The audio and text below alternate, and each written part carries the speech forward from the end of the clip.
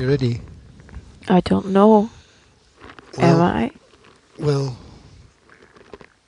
you should know. You should know. I was freaking born ready. Yes? Ah. Where's the kid? Which one? The one that was here and now is not. It's in the other bed. The one that used me as a football all night.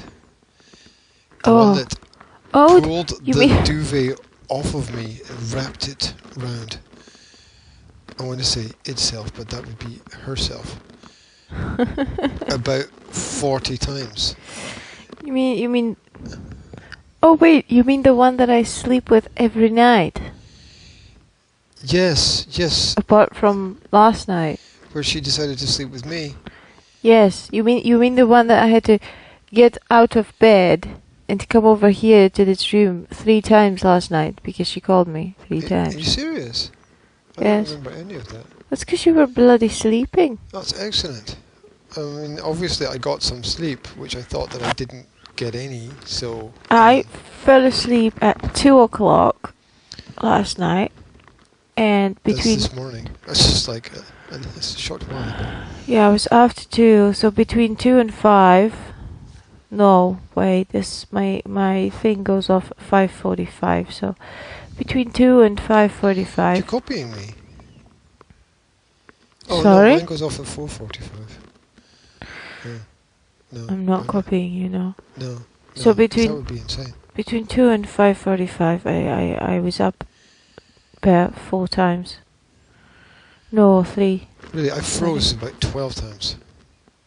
Yeah. Because I had no blankets and I have no empathy at about 2 or 3 o'clock in the morning when I'm cold. Well, why didn't you just take it? I ripped the covers off of Jasmine and wrapped them around myself and went back to sleep. And I woke up 15 minutes later and she'd ripped them back off me, wrapped them around herself. You've got a bloody king-size duvet. Look, do you remember how I tell you like every morning? What? Do you remember every morning? Do you remember how I tell you every morning how wonderful my sleep was because I slept with Jasmine again? No. Well, it goes like this. It goes like this. Jasmine's got 2 beds pressed against each other, yes? So it looks like a double bed. It's with a thin hole in the middle that you can slip down if you're not careful. Yeah, I do that quite regularly. So, she sleeps in the bed. I go to sleep in the other bed, but she says, Mom, I need to cuddle you. So, we go to sleep in the same bed under a single duvet, together, cuddling. When she falls asleep, I sneakishly get out of her bed. Is that a word? Yes. Okay. Roll over the thin hole, making sure that I don't slip through it. It's just really hard because I'm not thin. Anyway, so I roll over it, making sure that I don't slip through it. And I roll into the next bed. The bed that's next to it. Her. Blah. And as soon as I do that, she wakes up. And she rolls over to me. Sleeps under a single duvet again. And cuddles me. And that's how we rock and that's how we rock and roll all night. I'm trying to roll away and she always rolls after me. There's something to be said for kids having their own bed. Room. And space. And place. Yes, I love attachment parenting, but not at 3 o'clock in the morning. Both girls were unhappy last night because I initially told them that they couldn't sleep in the bed with me because I'd asked them to clean their teeth about 40 times. And the last time I asked them to clean their teeth, they went to the kitchen to look for more food. They turn off at 8 o'clock in the They turn off. They turn off in the evening. Let's just say that. They turn off completely in the evening. And I do as well. it doesn't matter how many times you tell them to do something, they just don't. It's like, it's like they turn off the listening button. That's not totally true because Zora this week, when I asked her to clean her teeth, did it. without Well, that much hassle. it works for me, okay? For me, they turn off every evening and they just don't. I can tell Zora, please can you go to bed 700 times and she won't. She just won't. She just ignores you. Just does what she'll say, "Oh, Mom, but I'm coloring. I need to finish coloring." I said, "Okay, then finish coloring and go to bed." Well, they were using the bed as a trampoline, and then they decided to live in the box that the stereo came in, and it's now being used as a bed for the unicorn, which is too big for the box, which is why it's half sticking out of the box at the bottom of the bed there. I'm going to get them up at 9:30 at least, because we have to go to the library. Isn't that torture? And they're not going to like that. They're not going to get up. They're just going to look at you and roll over and go like... Well, that's tough shit, but the library and the gym closes at 1 o'clock. I'm not waiting until 12 for them to wake up. Library and the gym closes at... This is an insane country. Well, it's Saturday. It's usually so open what? until 5. So fucking what? It's a gym, for God's sake. I mean, it should Yes, be open that's true, 24/7. but it's not a commercial gym. It's only a gym because it's a library. Well, nothing is commercial here learning because if the government centre. didn't sponsor shit... No, that's not true. There's a gym in Elgin that's open 24/7. Oh, okay, then they do work like that. But I mean, we talked before about, and I quite liked the conversation about I know you the liked. the metrics of businesses not being open. I know you liked that conversation. Yes. Why do you find that funny? Yes. Why do you find that funny? Because it's one conversation that you like having again and again and again. Have I mentioned it more times? If I didn't find it funny, I'd have to cry. Seriously, I mentioned it a lot of times. It must be important. Yeah, I've heard you mention it about 6 times already. That the government, this morning, that there's not this morning. No. You know, 'Cause I was too all busy the complaining. stuff about 90% of the businesses being government sponsored and yada yada yada dee da dee da blah. No, I wasn't talking about that. I was talking about opening hours. Oh yeah, we've talked about that a few times as well. Yeah. I'm sorry if I'm repeating myself. Yes, but that's okay because you probably haven't said it on the microphone, in the microphone, with the microphone in your mouth. You know what I mean? On the mic. Anyway, so yes. Oh, would you like to tell me about the opening hours of the businesses in this area? No. Oh, It's not really very interesting. that's boring. Because most of the businesses are not open. Ever. No, I pointed that out. I mean, I understand it. It's you now. I understand it in the winter, yeah? What? Because it gets dark at like 3:30. Oh dear. Yeah. Oh dear, that's horrible. I mean, So I understand that nobody wants to No, work past that that's- point. Yeah. No, that's more reason for it to be open. Yeah. Because then people could be motivated to go and do something. I was so gutted when I worked in London. Yeah. Mm-hmm. Let's just compare it. Let's start with the history. When I worked in France. It's history. Yes. It's oh. Let's start with a little bit of history. What's that? When I worked in France, yes, I would finish work in about we go back to the beginning of time. yes, I would finish work in about 12 o'clock at midnight. Yeah. So because we'd close down around 11, and then by the time that we had some food and finished counting the money and everything, it'd be about 12 o'clock. Yeah. I usually managed to catch the last metro home. So we would finish once a week. We would just finish working and we would go to the local pub, which is just around the corner because we were in the center of France. Yeah. And we would go to the pub and we'd sit down and order a bottle of wine and listen to some live music, which always featured Tracy Chapman songs for some reason. And it was all very nice. And then around 12 o'clock we would take the night bus home. Yeah. And then I went working in London. What's that got to do with anything? Wait. It's a weird random story. And then I went working in London the summer after, yeah. And I would work in a restaurant again, and we would finish working around 12, yeah.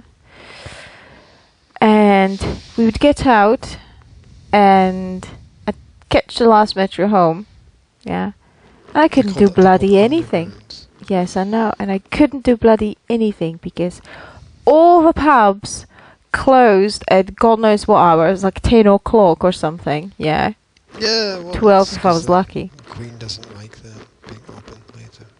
And I was like, I remember with my friends, we were stuck in the middle of the biggest bloody city, yes, in like everywhere. 100 years ago, it was the biggest in the world, I believe. And we were like looking around, and we were like, okay, it's midnight, and everything is closed. What can we do? Nothing. It's all about being British, you know. You can't even go to a fucking supermarket and buy a bottle of beer.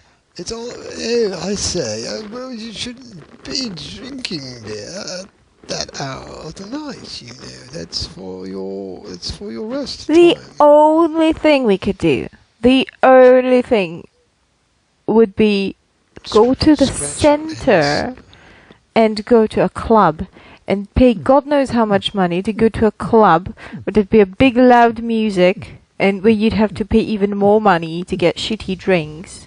And you'd have to shout at each other. You'd have to shout at each other, exactly. We'd be able to sit down because you'd have to. It's just no, we didn't want to go to a club. We just wanted to sit down in a pub and have a pint and talk about our day, and we couldn't. It was so disappointing. Yeah, I saw this quote once, which said, "If you're tired of London, you're tired of life." And all I could think was, this person has obviously never been to London. Or they've probably never been to anywhere else. Because it's not, it's not the 24/7 hustle and bustle that is perhaps New York or something like that. It's a very different subculture. I love London, okay? I really love London. I had some great time in London. I don't. And I love it. I think it's awesome. I don't. I know you don't. I think it's a I don't know, a giant hole in the universe, maybe. I love London, but there are things that could be better. It's a dirty place. It is dead, but everything's a dirty place full of criminals. Well, it was full of me once. I'm not a criminal. London was full of you. Yes, I mean I was in it. But you can't say it's you can't say it's full of criminals when I was in it. That would mean that I was a criminal, but I'm not. Anyway, down the market. It's very, very expensive as well, especially to go to a club at 4 o'clock. Well, it is if you don't go to the Indian all-you-can-eat for £3. Yeah, that was good. And the Chinese buffets. Oh, I don't want to know what was in that food. But it was good. Don't tell me. I said I don't want to know. I don't know. Anyway, it did taste like duck. I don't know anyway. Whatever it was, it did taste like duck. I used to walk halfway across London Mm-hmm. on a Sunday evening to go to one of those all-you-can-eat Indian food places that had spicy vegetarian mix kind of stuff. It was a good experience. It was nice. And I worked in an Ethiopian cafe, which was really nice because the food was really nice. Which is strange because you've never been to Ethiopia and you're not Ethiopian. No. Which is kind of what you'd expect in an Ethiopian cafe. It was kind of cute. It's being authentic. It was full of Ethiopian people though, and Ethiopian people came to eat there mostly.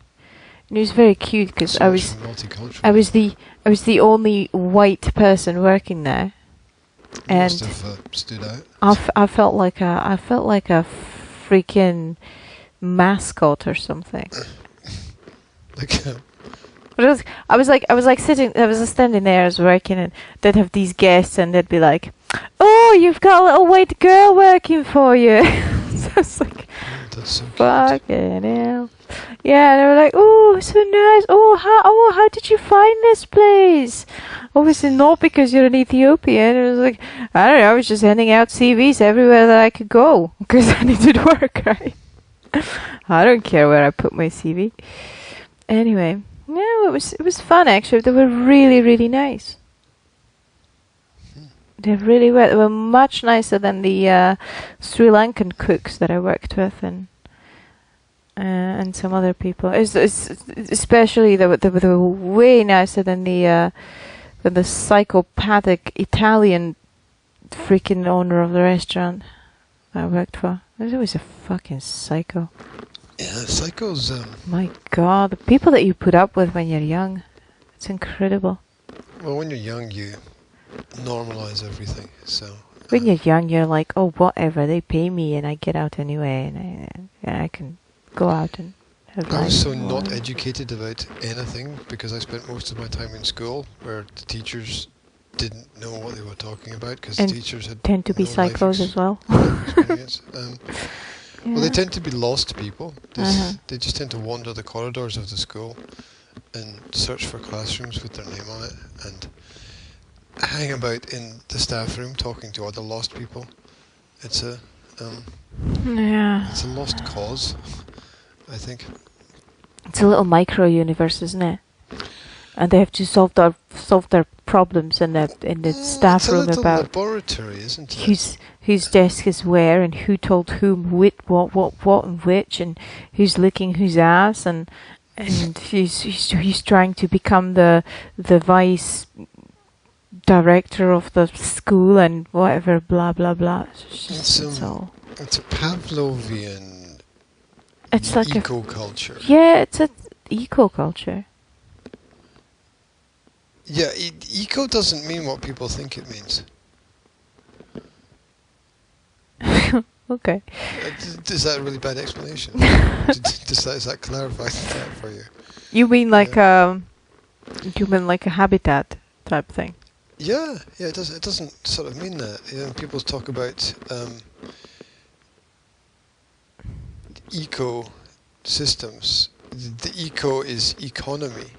Yeah, it means financial and economic. People talk about ecosystem as if it means no, eco can be eco can be from ecology or economy, darling. I believe that if you look at the root of the ecology, it turns out to be an economic principle. I think it all comes from the eco prefix. Yeah, it's an economic principle. So it's all about the finances of the So what does the eco mean? I would go and have to ask the great god of... Because you've got economy and ecology just like you have astronomy and astrology, right? Well, doesn't eco mean life?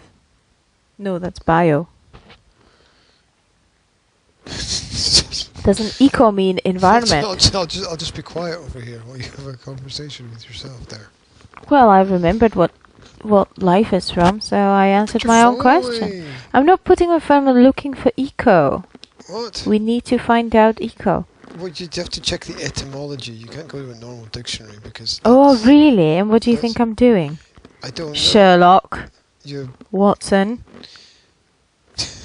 There's no person called Sherlock Watson. There were two there people, is now. Let's call our son Sherlock Watson. Yes, that would be Holmes, perfect. Dr. Frankenstein. Economy. Origin from Greek. Oikos, which means house. Oikos! Oikos! Come here! And Naaman, which means manage. Oikonomia, household management. Yeah, that's not an etymology site. It's origin of the word. No, you have to go to an etymology site where it describes it. You want me to go to that one etymological dictionary that you always use? Is that what you mean? Well, that's because there is only one good one on the internet.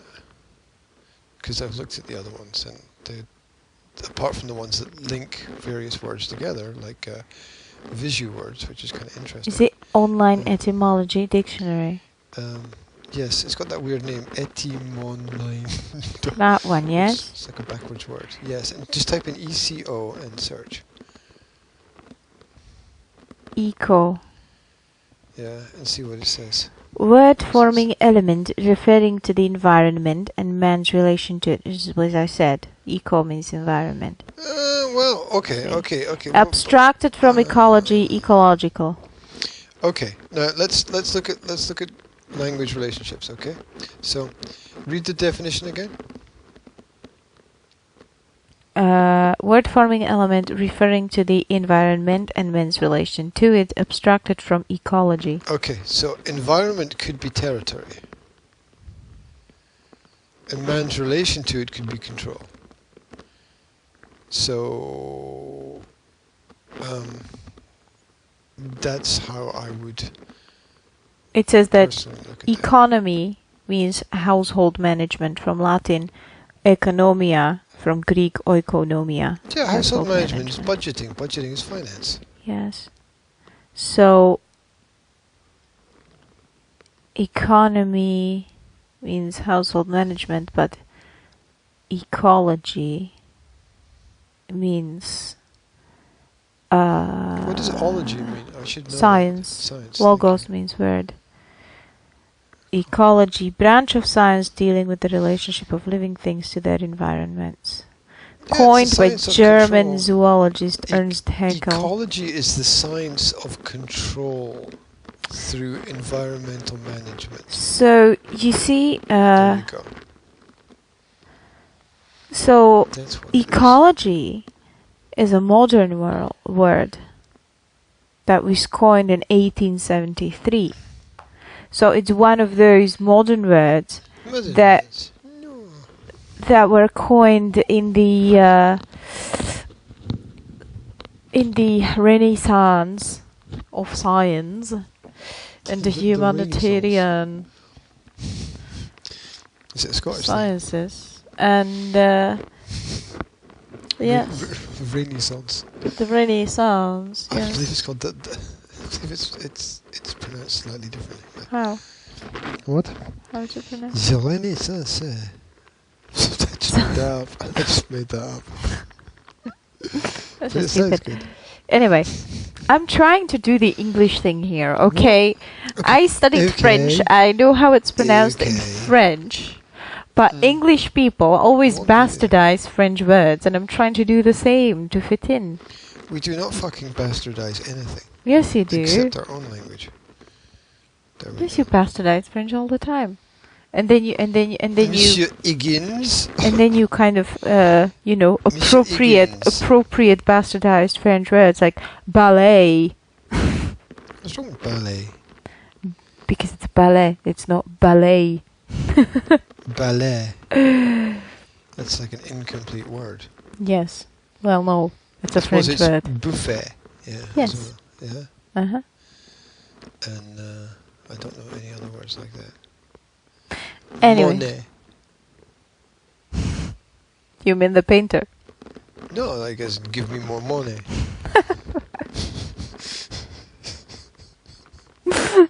That just sounds Jamaican. Or whatever. I don't know, maybe he was. Give me my money, man. Who was that Renaissance painter that ended up in the Caribbean islands somewhere? I Doing don't. carving things from wood. Oh, you mean Gauguin? Ah! Painting the Gauguin? locals? What? Was it Gauguin? No. No, I think it was. Was it? Oh, Was no, it? it could be. It could be. Could Could be. have been. It does. It rings a bell. As they say. It was expressionism and Fauvism. Impressionism. He was an impressionist. Expressionism. Was he? I thought he was an impressionist. I think it He was. made an the impression on me. And not so much as no. No, you don't want me to Google him. No, don't do it. Oh. I wanted to Google him. You could ask Google, but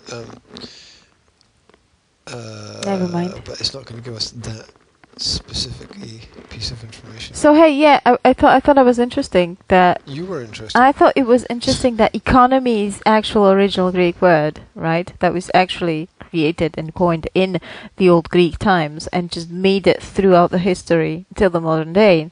But ecology is a modern word that was coined. It's one of those words where the scientists were like, ooh, let's call this something, but let's coin this word from old Latin and Greek because it's just going to sound so cool when we do that.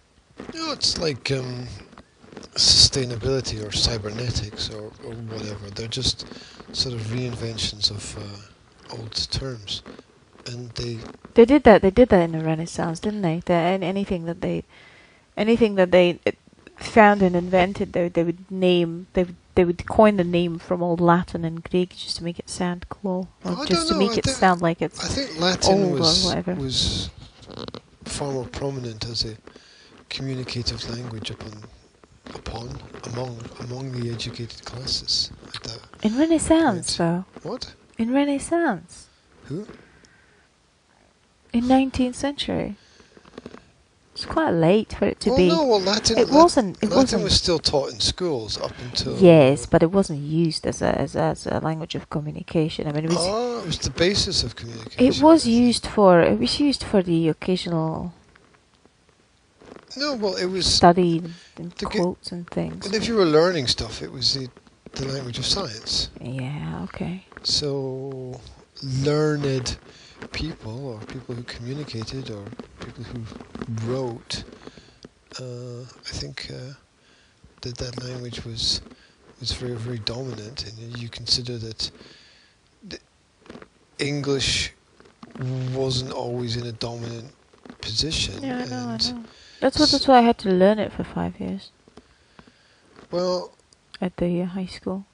Because I went to gymnasium, which in Slovakia was. The one I went to was called Old Gymnasium. That's a great name for a school. The old school. And it was the traditional old school, like. What? What are you talking about? It was a traditional old school, right? Because it was the first high school in the region that has been ever created. So it was actually really old and really traditional, and that's why I had to learn 5 years of bloody Latin. It was useful though. No, that's really. I hated it. God. I hated it, and we had Latin every Friday, and I spoke to my grandmother's sister, which would be my great aunt, I suppose, and she went to the same school. Was she great? She was very, very old. I was about 16 when she was about 82 or something, right? So she was very old. She'd be, God's sake, she'd be more than 100. No, she's passed away a long time ago. But she was still alive when I talked to her. Well, that's always useful. She said she studied there, and she said she was. There were only 3 girls in the class, because girls didn't traditionally study back then. They traditionally stayed at home and cooked dinner and were supposed to marry and not do anything. They were supposed to other manage than the household. slave at home. Yes. No, they're supposed to manage the household. I mean, it's an extremely complex set of tasks. That is true. It is true that it is an extremely complex set of tasks. It is also true that it wasn't the first choice of all the women to do that, right? And it wasn't the first choice of all the men to go and work in a fucking mine somewhere. Well, yeah, not all men did that, obviously, as lots of them studied at the gymnasium to do something else. You don't study there to... Yeah, they went off to war and shot each other. Anyway, so, yes, so she studied. She was one of very, very, very, very little women that got to study in that school. back then. She said it was extremely she must hard. have been super intelligent. She was very intelligent. She said it was so hard. She said it was extremely hard because obviously all the teachers were men in higher education. And she said they were really mean. She said that she had to know everything 100%, because if she didn't know everything 100%, they would be like, oh, well, just go back home and go back to your cooking, and they'd be really abusive. Anyway. Yeah, which is horrible. And she said that she said she remembered her schoolmate jumping out the window. Anyway. What, committing suicide? Well, yes, but they didn't kill themselves. They just broke their legs. Anyway. Oh, that's a fail. Yeah, I know. Well, in a positive sense. tells you about how lovely the school must have been back then. Anyway, so she did it though. She ended with straight A's, and she told me they had Latin every single day of the week, which is 5 times a week. Did you have to do that repetitive thing where you repeat ergo, inum? Femina, femina, femina, femina, feminam, femina. Yes, we did. I still remember it. What? Femina. As in woman. Yes. Servus, servi, servi, servus, servus, blah, servum, servo, serv, whatever. Serviette. Yes. Yes. We have to learn all the declensions and all the conjugations and everything. Yeah, it was fun. Anyway, not. I hated it, and every time I complained about it, she would be Say like, something to me in Latin. I can't remember a thing. Are you crazy? That was like 20 years ago. What can I tell you in Latin? Mihi nomen est Janka Slobodova. I bought 3 pigs last week. Quod licet Jovi non licet bovi. My legs hurt. No. What is allowed for a god to do is not allowed for a mere mortal. For a bull to do. For a bull to do. Yes.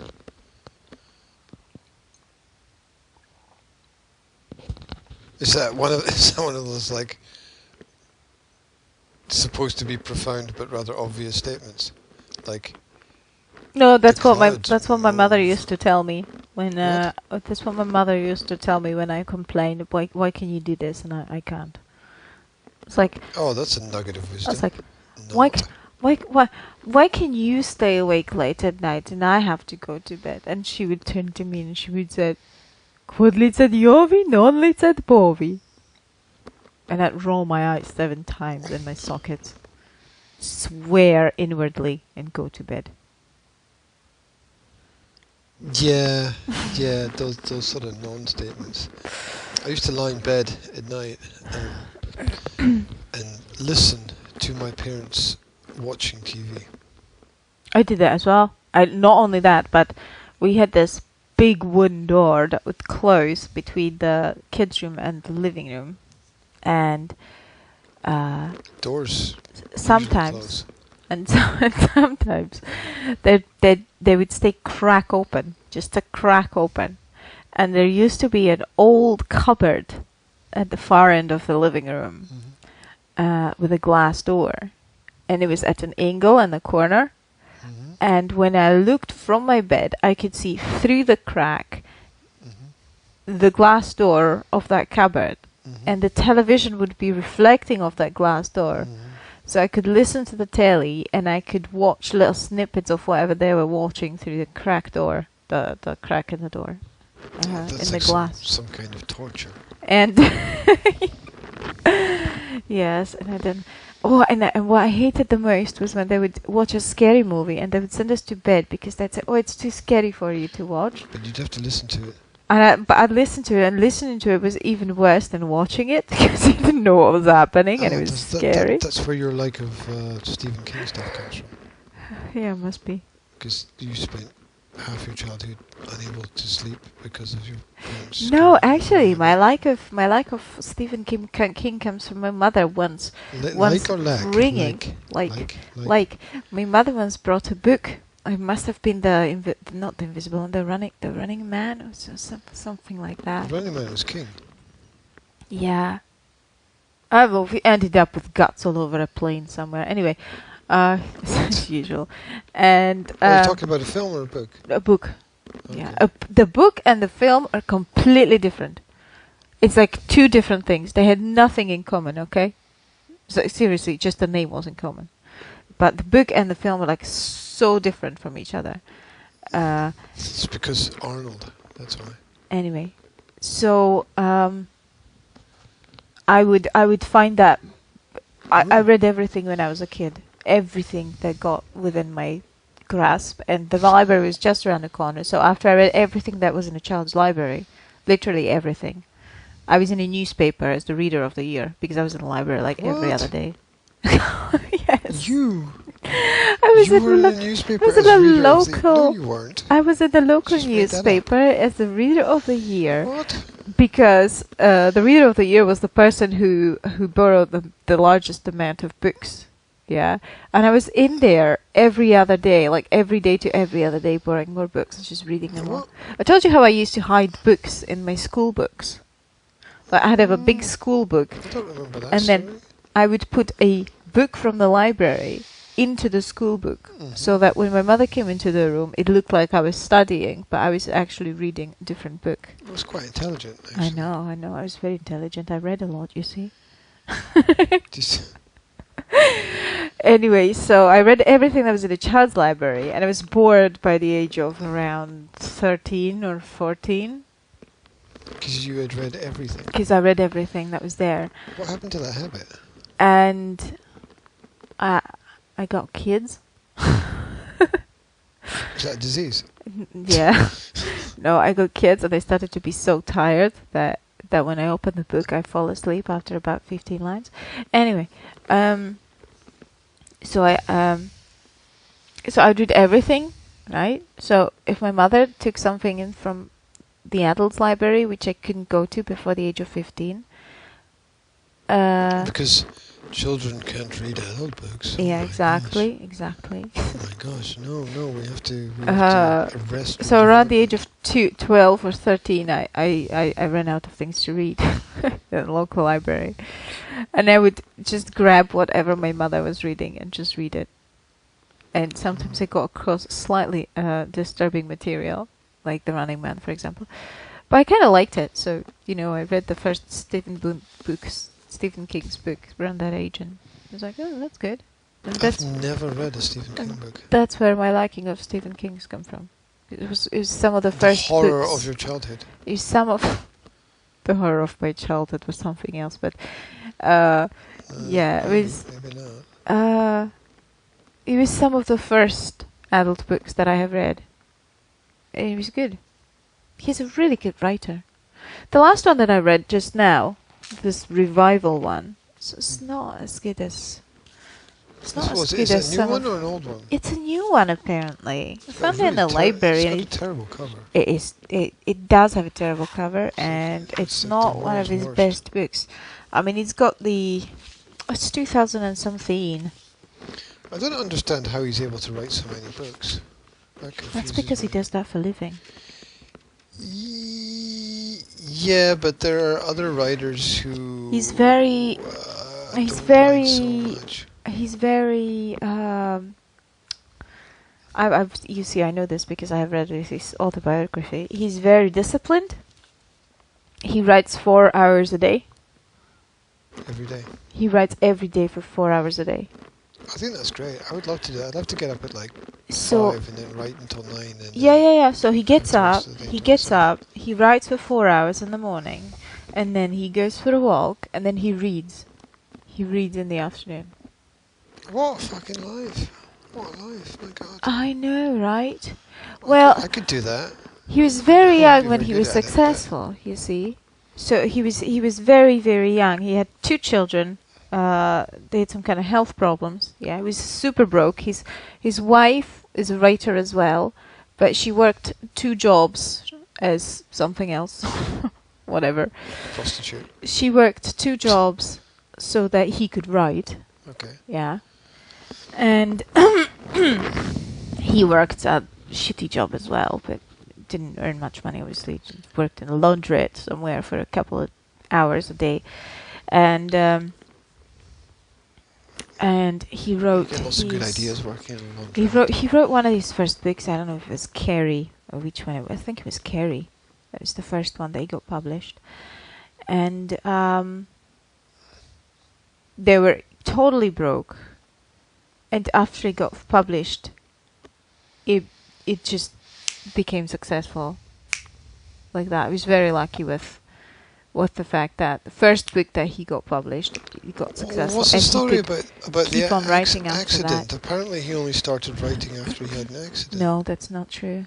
Is that not a true story? No. I swear start. I read that he didn't write before an accident, and he had. I swear I read that somewhere. No. He wrote since the beginning because he studied creative writing. He studied English. So he's been writing ever since he studied it when he was young. There's a lot of bullshit on the internet. But he did have an accident. Okay. He was run over by a truck, I believe, or a car or something. There's a big fucking difference between being run over by a truck. When he was, I believe he was jogging or walking down the road, and two cars had an accident right next to him, and he got caught in between, something like that, something ridiculous like that. Ouch. And ever since then, he's got lots of car accidents in his books. So he's been writing before then, but the experience of incredible pain, and he had to like relearn how to walk and all that shit. Ever since that experience, the main rule of creative fiction writers is write what you know. Yeah. So ever since he had that experience, he was able to write even more realistically and profoundly about pain and accidents and suffering and all that stuff that he already has in his books anyway. Yeah.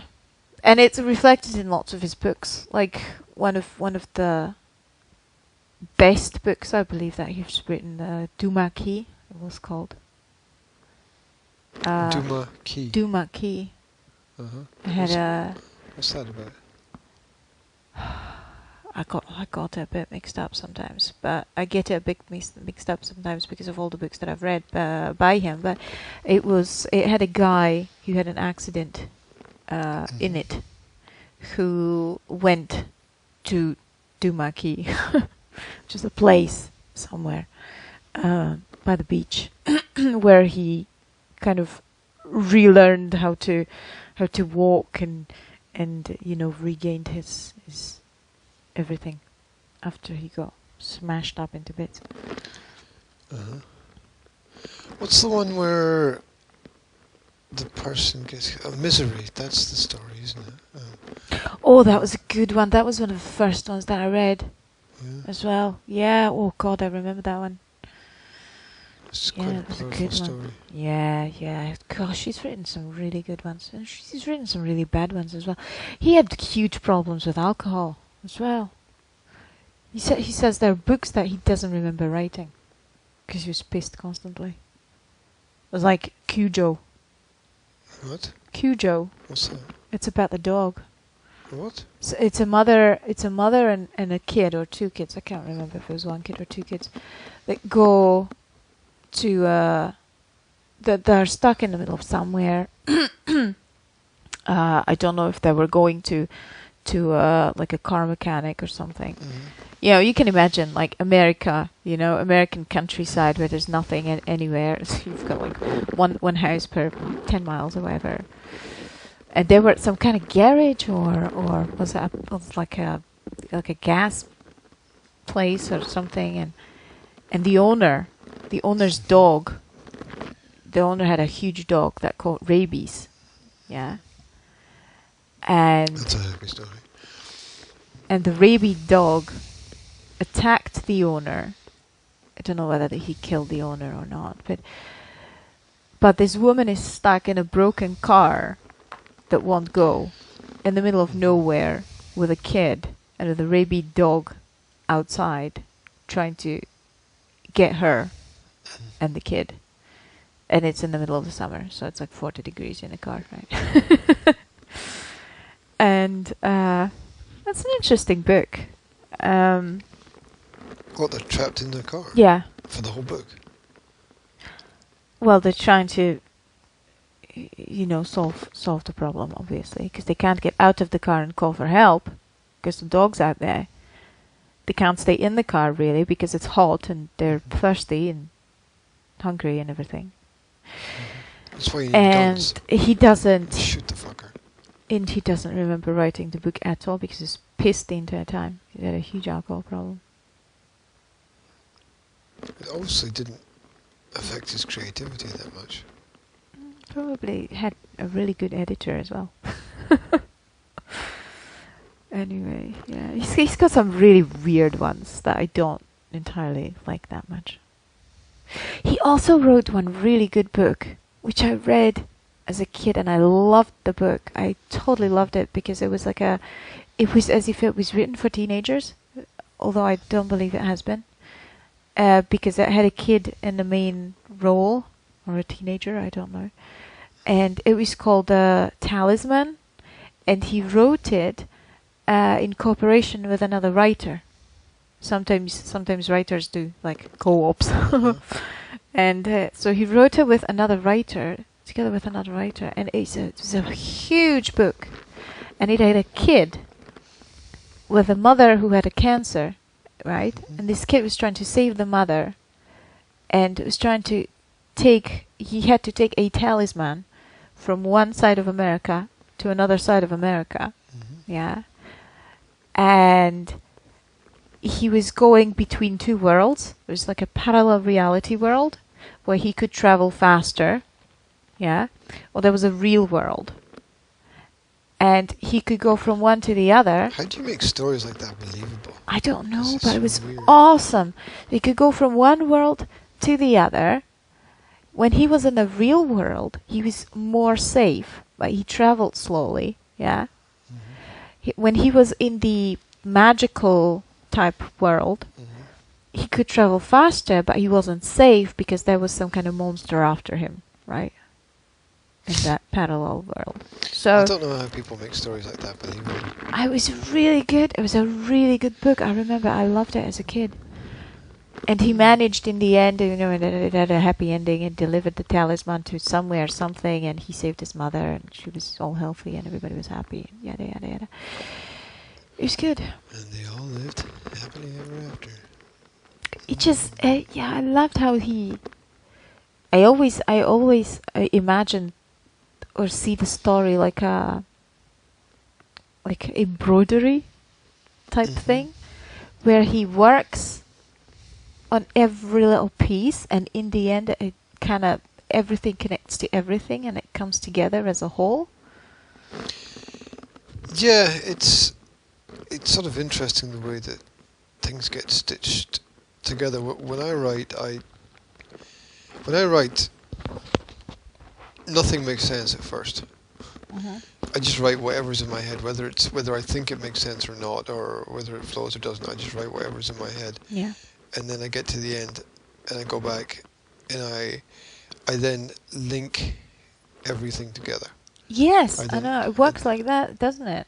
It's like when I write something, it works the same way. I like start, and then I go somewhere, and I'm not quite sure where I'm going, and then I get there, and then it kind of connects everything with everything and becomes one thing, and I'm not even sure how that happened. Well, sometimes it's a conscious effort, but more often than not, it just comes together by itself. well, to explain things takes quite a bit of time sometimes, which is why, if you notice in the business writing, sometimes there's a lot of short sentences, and what I'm trying to do is get around a long explanation for a very simple thing, which is what happens sometimes. that you spend. It's very easy to write 5 or 6 lines trying to explain one thing, and for a person to read that, it takes a minute to read that, and that's it's in one sense okay. You have to explain in some way, somehow, something to people. Yeah. But in another sense, there's got to be a sort of shorter way that you can make the same point. Yeah. There's got to be a phrase that stands out that makes the point you want to make, rather than you can have like someone's half-hour speech, and at the end of the day you'll take, well, this is the point, and it'll be like. That's why I like sentence. metaphors. It's obviously it's business writing and creative, not creative. I shouldn't call it creative writing, because business writing is creative what's the writing as etymology well. of metaphor? That's an interesting word. I don't know. Anyway, I wanted to say that obviously business writing and fiction writing is different, but I love metaphors in a way that they can show you what's happening rather than describe it. So Well, the metaphor and he's really good at it. He's really good at it. The metaphor is the key to description. And I love how he wrote about children's world in the It book, which is old as hells, but still good. Yeah, it was remade into a film like this year, I think. The way that he describes the children's world and their perception of reality and their problems and their fears and how you're afraid of the dark, it just completely brings you back, and it's just so. It's like he's a kid, It's just so good. And he's really good with his metaphors that just bring you into that moment completely. Well, if you want to explain something to somebody, you've got to find metaphors that they understand. You've got to, because here's something that I did with one of my clients the other day, and we were talking about the values of education, and I was trying to explain what has value and what doesn't have value in a simple way without going on for half an hour. And I'm like, so how do I explain how the whole system works and how the values work within the system? And you're going to eat that snowball. No, I'm just going to look at it. Dobry chuć, as Slovak say. Thank you. Coconut's going to go all over the bed. I'm actually jealous of the fact you're eating that, but I don't want one. But there you go. I will need energy at the gym today. So. That's good. You just lied to yourself. So that you could eat a snowball for breakfast. You could eat a Tunnocks. I didn't lie to myself. I'm very much aware of the fact that I just made a huge excuse for eating the snowball. Not only that, you're enjoying eating it by sticking your finger in, spooning out the marshmallow and licking it off your finger. That's the best way to eat it. Anyway, that's the best way to get sticky as well. What was the point I was going to make? Oh, yeah, so how do you explain the non-logic of the system in as short and as simple a way as possible so that somebody will understand? And this is how. If you pass every single exam you get in school, but you fail your university entrance exam, you can't go to university. But if you do not take any single exam in school and you pass the university entrance exam, you can get into university. End of story. Well, not in Slovakia, but... Well, no, you can, because universities have to accept people to do the entrance exams that apply. Yes, but in Slovakia... You can't refuse somebody without an extremely good reason. And in Slovakia, your maturitné vysvedčenie makes a part of the exam, so if you don't have it, you're failing the exam. Okay, you have to have maturita. let me show you how that's not true. I can prove that that's not true. Okay. The Slovak system, university system, takes a lot of foreign students, none of whom have maturita in the story. So that proves that the maturita is not an essential part, because foreign students who have never done the maturita are allowed into the Slovak universities if they pass the Slovak entrance exams. Yeah, but there's probably different rules for them, and there are for Slovak students. Yeah, there might be, but you can circumnavigate the Slovak rules, because they're just rules created by people, so they can be changed, right? And there's nothing that says that a Slovak student can't do the Slovak entrance exams as a foreign student. Well, and get in like that. when I did entrance exams to universities, I got points for the maturitna vysvědčení. That's what I'm saying. Oh yeah, look, they can score it like that, but you know what else they can do? They can ignore it if they want.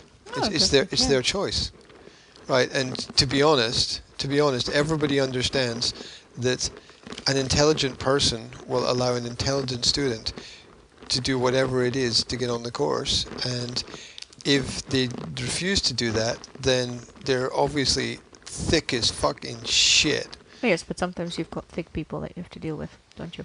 Yeah. Yeah, but and sometimes that's how you get stuck. Yeah, but there's intelligent ways around that for intelligent people, and I'm not saying that you can always solve every problem. I'm not saying that. What I'm saying is that there's lots of backroom deals that go on that people don't talk about. Oh yeah. Right. So I mean, you can say to somebody on the side, hey, look, whatever, I've got this leverage, whatever it is, good or bad, and you can apply that into the situation in order to get what you want. So it's just I had a friend at high school whose father was the mayor of the town that had a nuclear power station in it. And he threatened to blow up the power station. No. No, but they were very rich and very powerful. Or prison. And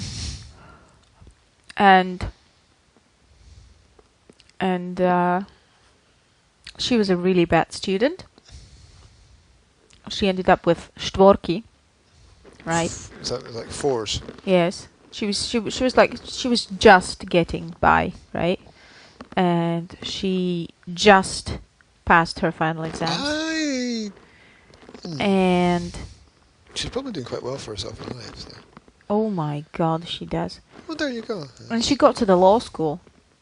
And anyone, when you get to the point where you're 18, right, and you're in your final year in Slovak schools, you kind of relax and you say what you want to say because you're an adult and you don't give a shit.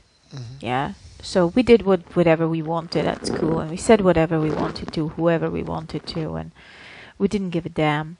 And when she got a bad grade, she'd just laugh at it. She'd be like, I'm not worried. I'm gonna get into uni anyway. And she was like, my father has lots of money. I'm getting into uni. She'd be like, I'm going in the. I'm going to be a lawyer, and and I'm getting in because my father can pay for it, and he did, and she did get in, and she's now a notary, which obviously doesn't require that much thinking. Qualifications can be bought very easily. So there's this whole idea that people are like, oh, you have to study for 5 years to. Well, no, you can buy qualifications. Look at Slovak. Look at the head of Slovak Parliament, right? Yeah, I have no idea who that is. The head of Slovak Parliament, Mr. Danko, who cannot say one sentence that is logical and grammatical because he's got some kind of speech impediment. He's probably too many drugs. He cannot speak normally. You don't understand him. When he speaks, you don't understand him because he doesn't do grammar, right? Oh, these people are all over the place. These people are selected because they're easily manipulated. And he got a degree, and last year somebody somewhere dug up the fact that the degree was bought. Yeah, that suddenly his dissertation work disappeared, and they found out that it was copied from somebody else, and yada yada yada, and they questioned him about it, and of course he would say no comment, no comment, and they found out in the end that it was all a fraud, and that he bought his degree, obviously. And it's like everybody does it who has money and can afford it. And I know about people who did it back at school when I was studying, in the university where I was studying, and I knew exactly which people bought their degrees. And that's just the way it works in Slovakia. I don't know if it works like that no, here. it works like that everywhere. It's very easy you to can do buy that. degrees. It's very easy to do that in Slovakia. People know if you that. talk to Yeah. the only difference between the countries is that people are less overt here, but it's the same thing. Yeah. People here are much more subtle about what it is that they're doing. They're better at their marketing of what it is that they're doing. In Slovakia, I don't give a shit. Yeah, I know. They don't give a shit because they know nobody can do anything about it. But here they'll create special terminology, and they'll create methods of doing it. You know, the bribes become business gifts, and you know they normalize it and rationalize it in some kind of sort of semi-unique and special way. But everything's for sale. I like how you give gifts in Slovakia when you want to bribe someone. Not really bribe, but you know how you go to an office and you get something sorted and you bring a little something just to make things go smoother. And how this person is going to tell you, no, I cannot accept that. So you put it on the ground and leave. Oh yeah.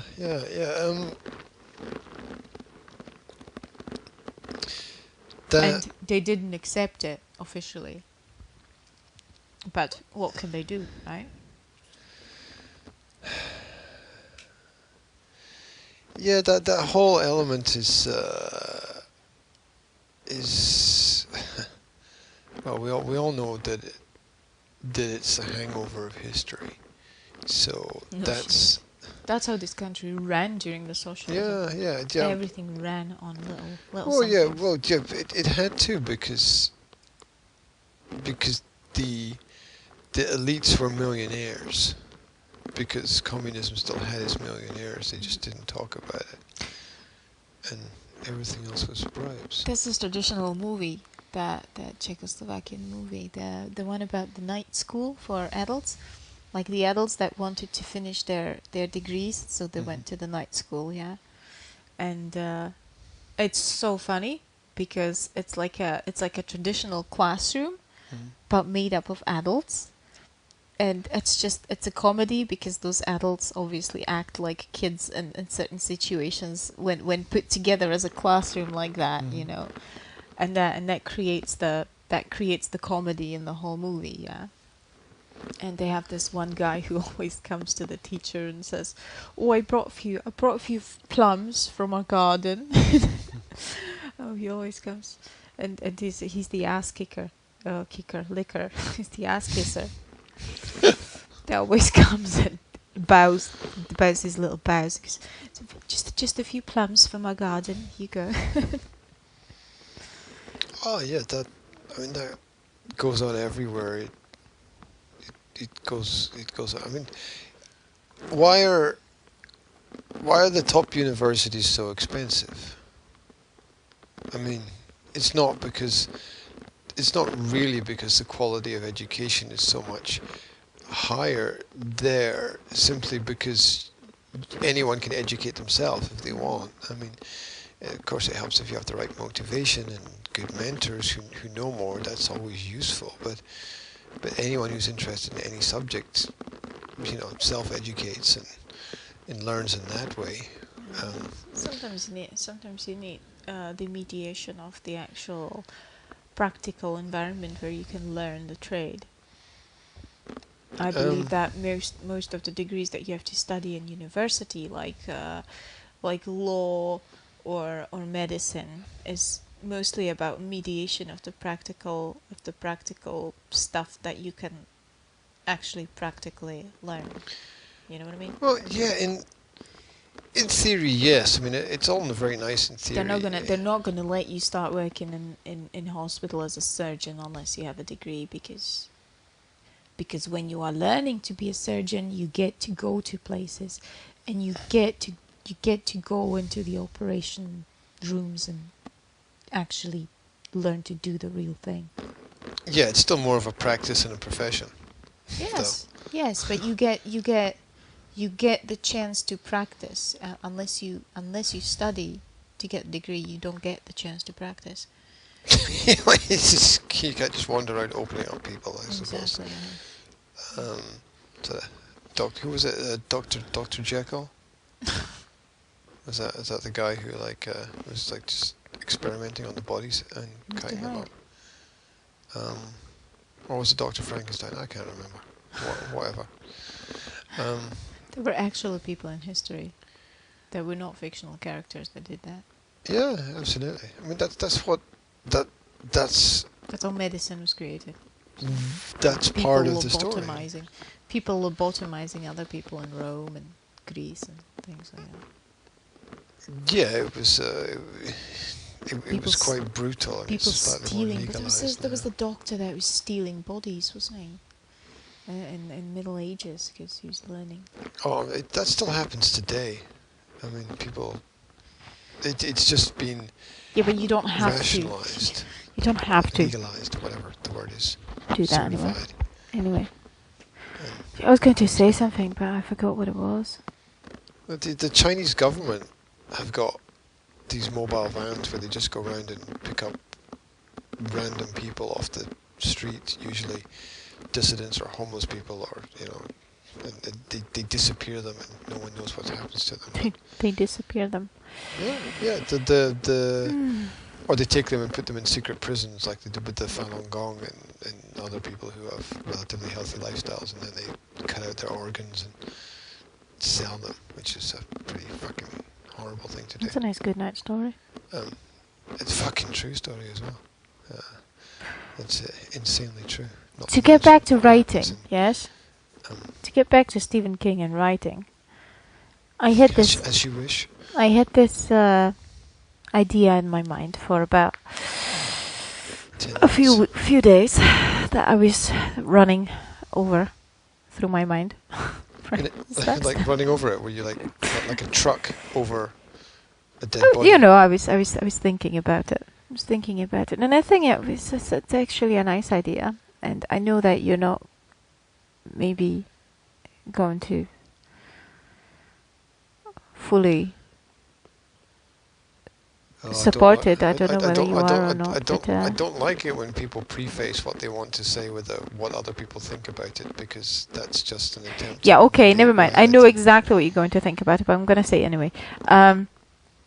Yes, I would like to... So funny. I would like to take 2.5 hours and disappear for 2.5 hours every week in the regular time. Like a magician. Yeah. Just vanish, like poof. I'd like to take my computer and disappear completely from the house. I could disappear you permanently if you like. No, I just want to disappear for 2.5 hours once a week. Disappear. Regular time. Will you reappear afterwards? With my computer, and I will reappear afterwards. And I'm gonna leave the house. What? And I'm going to sit by myself. What? You're gonna freeze in a space-side roastery CO. And I am going to write. You know that's a dog-friendly cafe. That's where people go with their animals. I'm not joking. I just thought I'd share that with you. Thank you. Anyway, so I'm going to do that for 2.5 hours once a week, so that I can sit down without children anywhere near me that I have to take care of. and I will sit in the corner and I will plug in my computer there. And you're singing. It's a happy song. Is it? The Ode to Joy, no? And that way I will be able... I don't know what that was, but it did not sound like the Ode to Joy. Well, it was a grumbled ode to joy. Can you grumble it again? Do do do do do do do do do do do do. That's not the Ode to Joy, is it? The Ode to Joy is do do do do do do do do do do do do do do do. The European Union thing.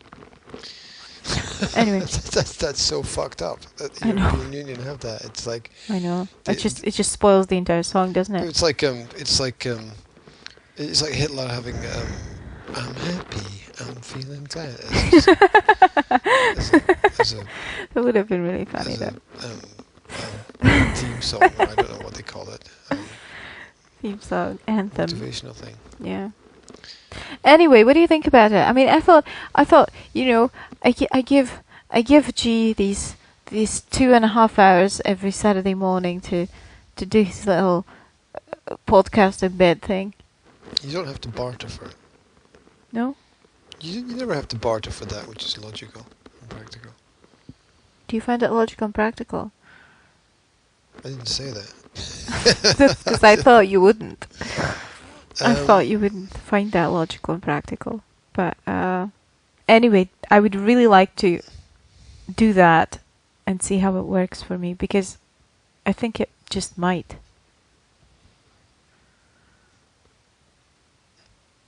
I would really... That's an interesting word. I would really like to do that. You know, give it a month. Give it a testing month. A month test. And see how it works for me. Well... But you would have to give me time. As we... When it would be possible. As we don't exactly have a...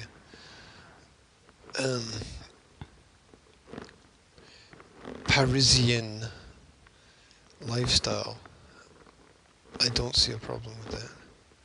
Because the cafe is open 11 to 5, yeah. It can really be any time between those hours. So earlier is better for me than later. Simply because my brain works better earlier than later. But yeah, no, I don't have a problem with anything which doesn't create a problem. Which is that a weird tautological statement, or does that actually make sense? It makes sense to me. Anyway. It's a bit of a weird statement, because everything creates a problem in some kind of way, if you know what I mean. Yeah. Everything where you have to accommodate to other people's plans creates a little bit of problem for you, so.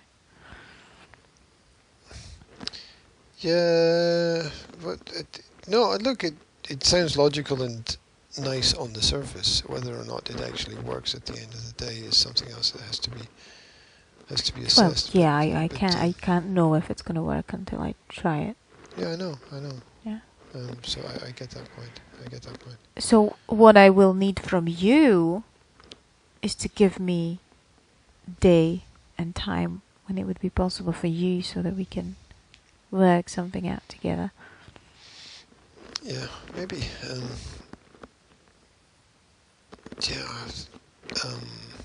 Yes.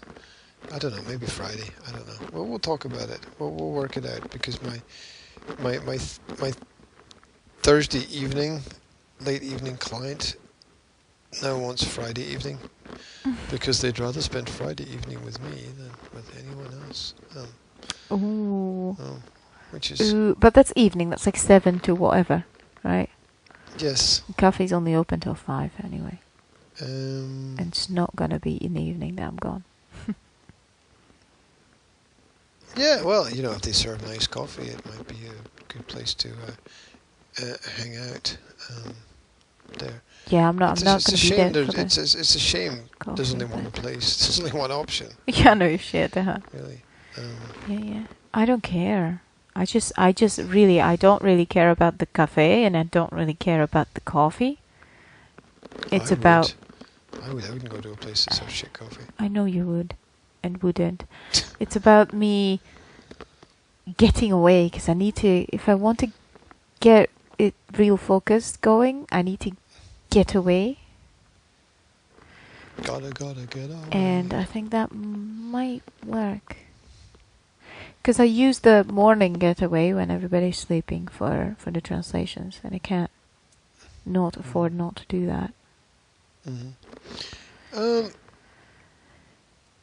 No, look, it all makes sense to me. So I don't have any problems with anything like that. Good. We can schedule it. We can schedule it for next month and see how it works out for everybody. All possibilities are possible. There. Yeah, I thought having headspace is very important. And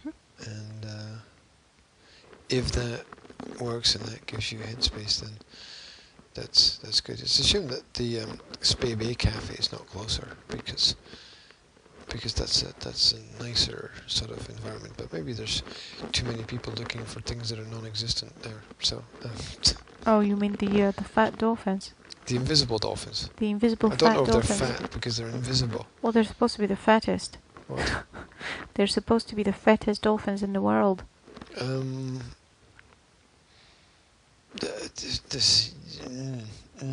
Bottlenose.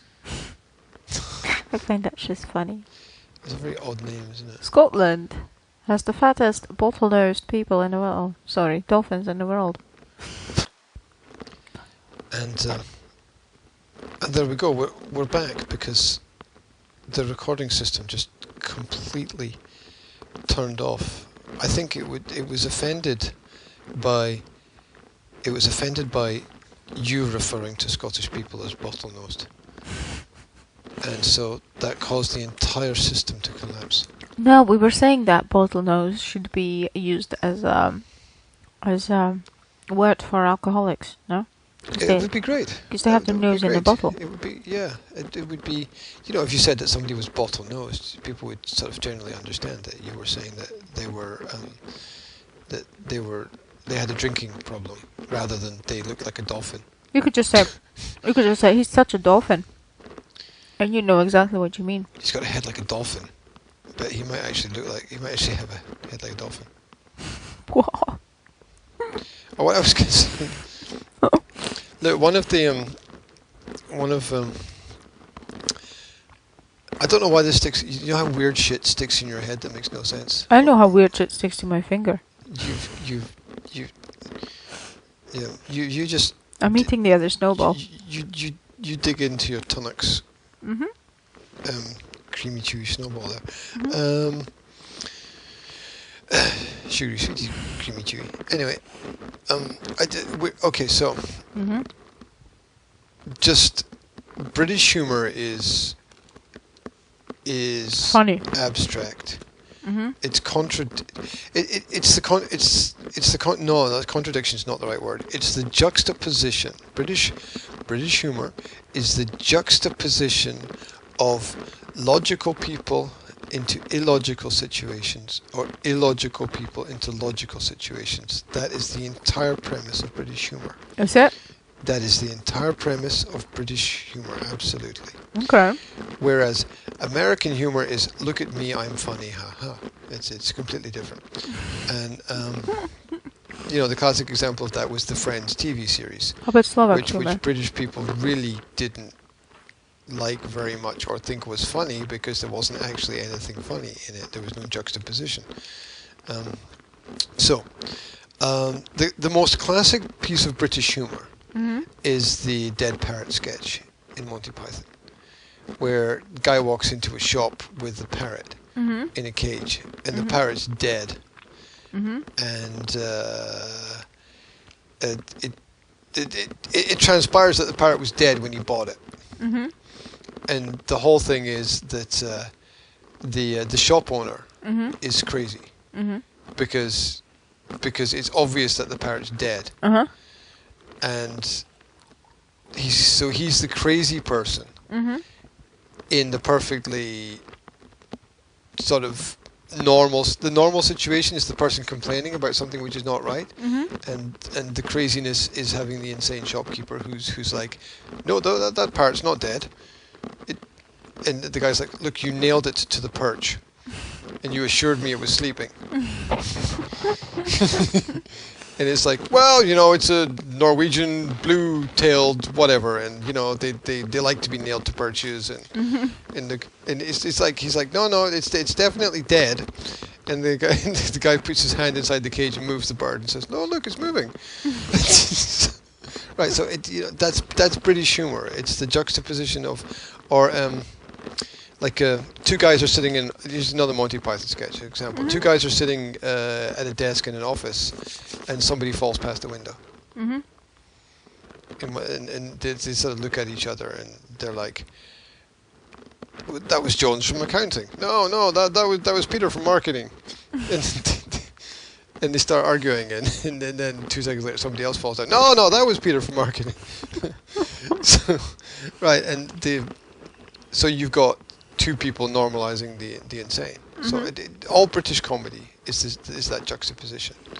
All British comedy is about normalizing the insane, because that's all you can do in Britain. Well, look. Another one is another Monty Python sketch is the philosophers playing football. So they take all the great philosophers from history, and they put them into a football match. But that must be funny. I'm not sure I've seen that. Although I thought I saw all Monty Pythons. So it's those principles. That's basically British humor. Now, that's the preface to weird shit that sticks in my head, which is there was this comedy sketch that I saw years and years ago, which was a guy walking into a newsagent to buy a newspaper, and so it's a normal situation. Somebody walks into a newsagent, buys a newspaper, walks out. Except there's not a newsagent. There's a dolphin.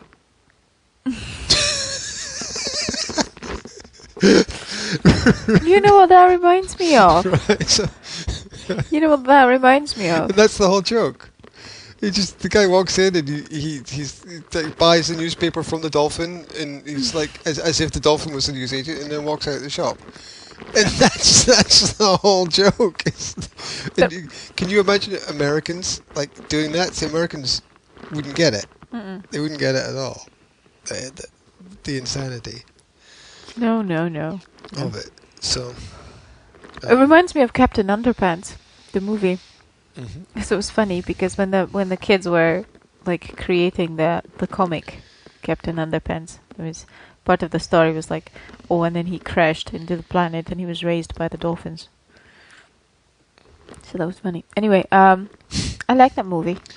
As ridiculous as that might sound, I actually really like Captain Underpants cartoon. It's probably more designed for adults than it is for kids in many ways. Yeah. I just like it so much that the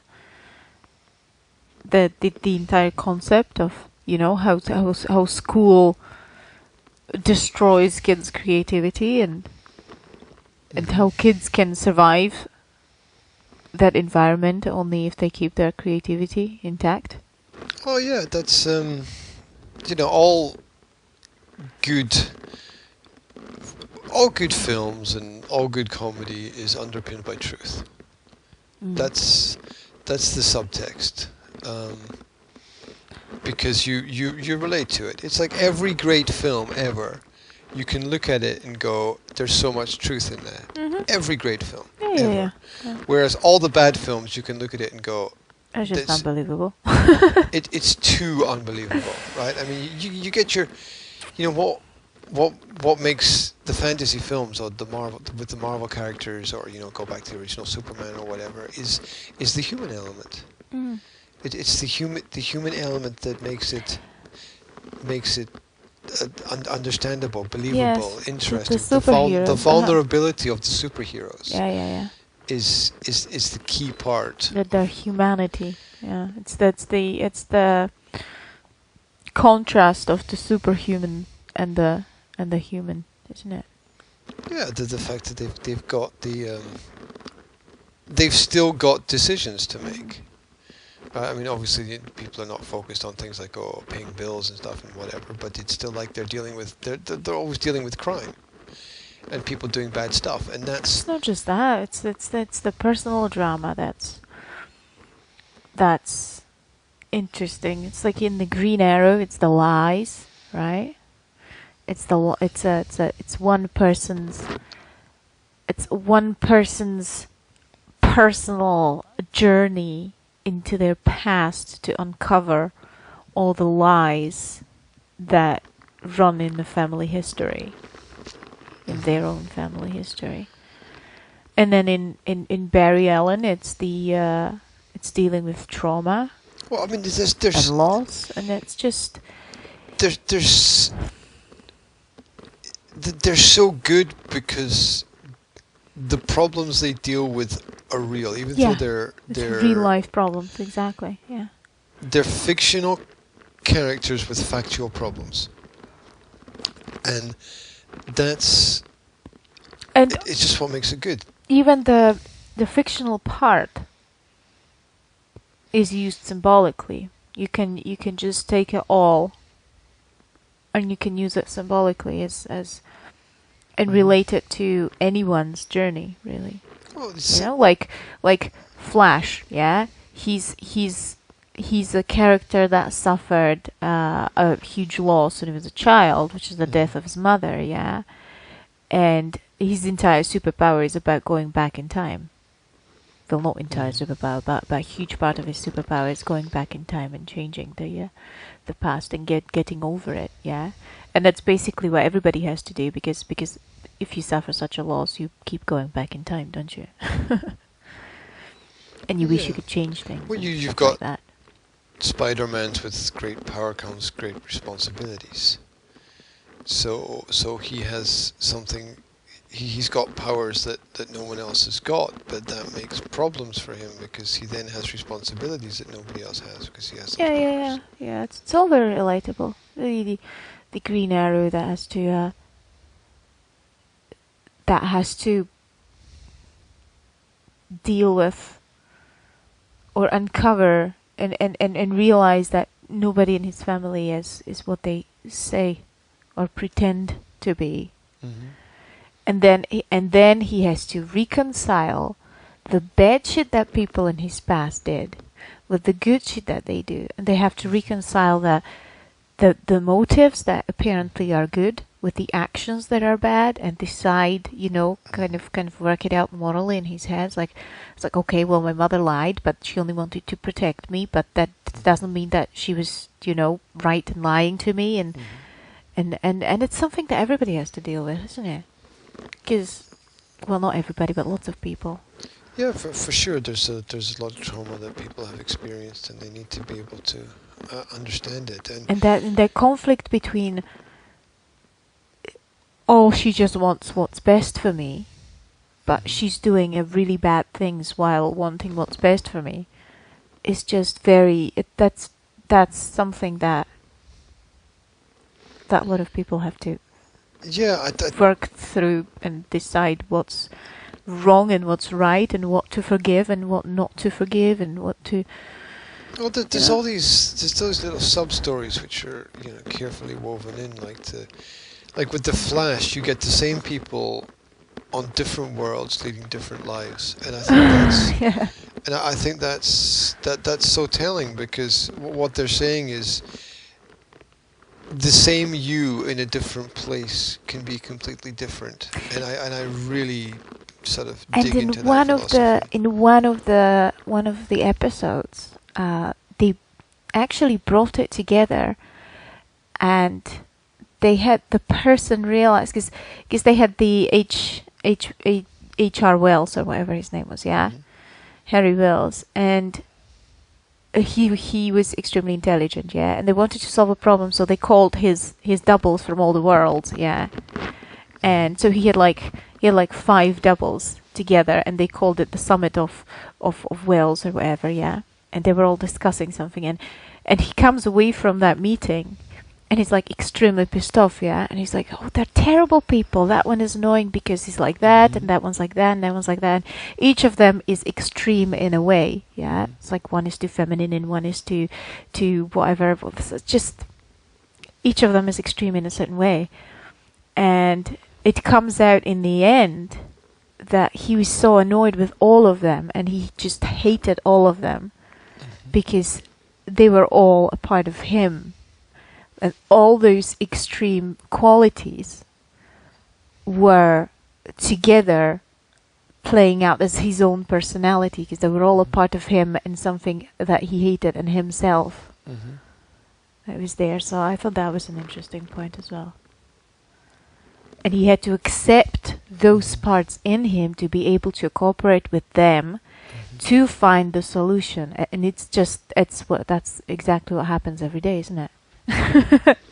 In a person's life, if you want to solve your problems in your life, you have to accept the individual parts of you that you hate to be able to work with them to be able to get further and solve your problems. Yes. Yes. I don't know what else to say to that. I should say yes. Yes. So it's actually quite. Yeah, it looks it looks stupid when you tell somebody, "Oh, I watched a series about a superhero who's got super speed." Yeah, it's like what are you? Are you 10 years old? Yeah, but you don't. But it's actually good. A large number of people will not watch something unless there's something there. To a certain extent. Also, you don't get to make 7 series of something if there's not something sustainable all the way through it. No, I can personally find contradictions to that, because you get all those dancing shows on television that seem to be, or talent shows which seem to be extremely popular and never ending. And you know what that is.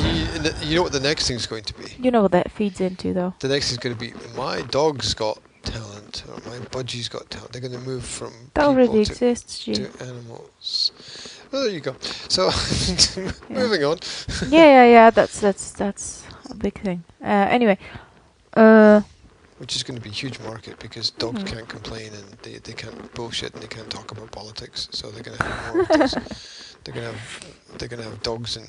You know what the dancing shows are about? The dancing shows are all about lots of unfit people sitting down on their asses watching telly and imagining themselves in that situation and wishing they could do that and thinking, oh, if I could only dance like that, wouldn't that be beautiful? Oh, wow, look, they're so romantic, and blah, blah, blah. And it's a kind of romance thing as well, because dance is very intimate. And well, I would go down that road more. I would say that it's porn for old people.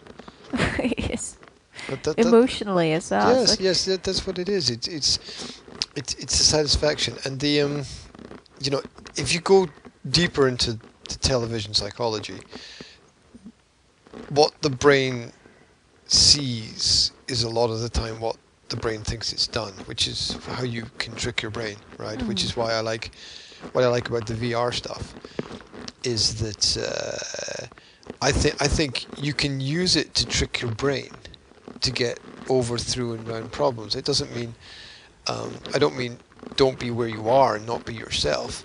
What I'm saying is, if I'm here, I can plug into a semi-VR environment and say, put myself on a beach somewhere else, and for a moment I can be there, and I can fool my mind into thinking that I'm there and having that experience the same way that I can watch a TED Talk and pick up the data and information from that TED Talk, even though I'm not at that talk. Yeah, so it's still relevant and still connects and is still important and can be taken, and for people who want to, you can use it to your advantage, right? You can watch the nature program, or you can watch the soap opera, right? And and so you've got that choice, and I think with the VR you can choose to have the experiences that are more positive for you that otherwise you would never get close to, and you can use that to then take another step in a specific direction. Like, say I want to know a little bit more about something, then I can have that experience, and I think it's going to give us this multiple worlds experience, which it's not that it's not dangerous. You got to be careful with it, and you got to limit it. Yeah,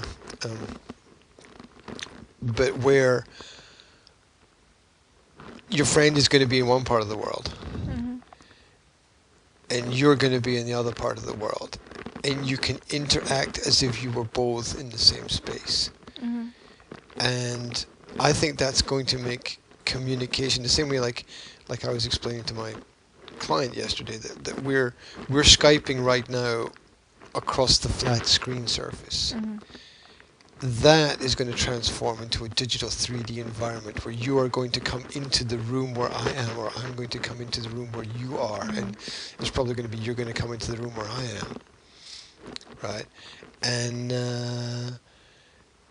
our interaction will be even better because we'll feel like it's more real, but we'll still understand that it's not. Yeah, so it's because you can't touch each other. Yeah. But the same way that we can communicate through Skype and transfer the information, it's just going to be it's going to be that on another level. It's going to be more information transferred. Well, no, yes. It's going to be smoother, because the same way that the first telephone calls or the first communications were full of static, and they're distorted. But now the communication is smooth, right? And so the communication improved, and people became more comfortable with it, and it got better. Yeah. So what I mean that compared to Skype, the VR meetings will be delivering more information, because apart from the information that you are delivering by saying something, you will also deliver information about your environment, visual and audio. Yeah, and that allows people to share in the visual medium certain or specific problems that people have, and like with the cartoons thing still blows my mind, where you can watch the same film 20 times and it'll be different every time. Every single time it will be different. And imagine when that's coming out in films. In 10 years' time, a film will be released, and it'll be a great film, and you'll watch it 20, 30 times, and each time it's going to be different and still be great. So imagine something like banal, like the Fast and the Furious series of films, like with the cars.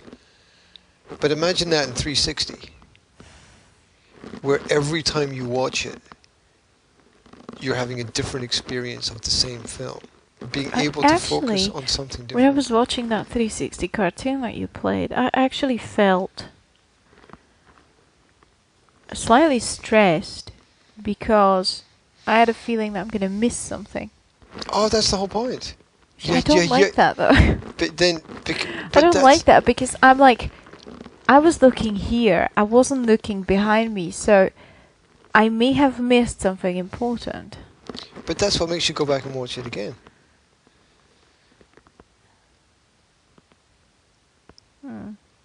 And when two people talk about the same film,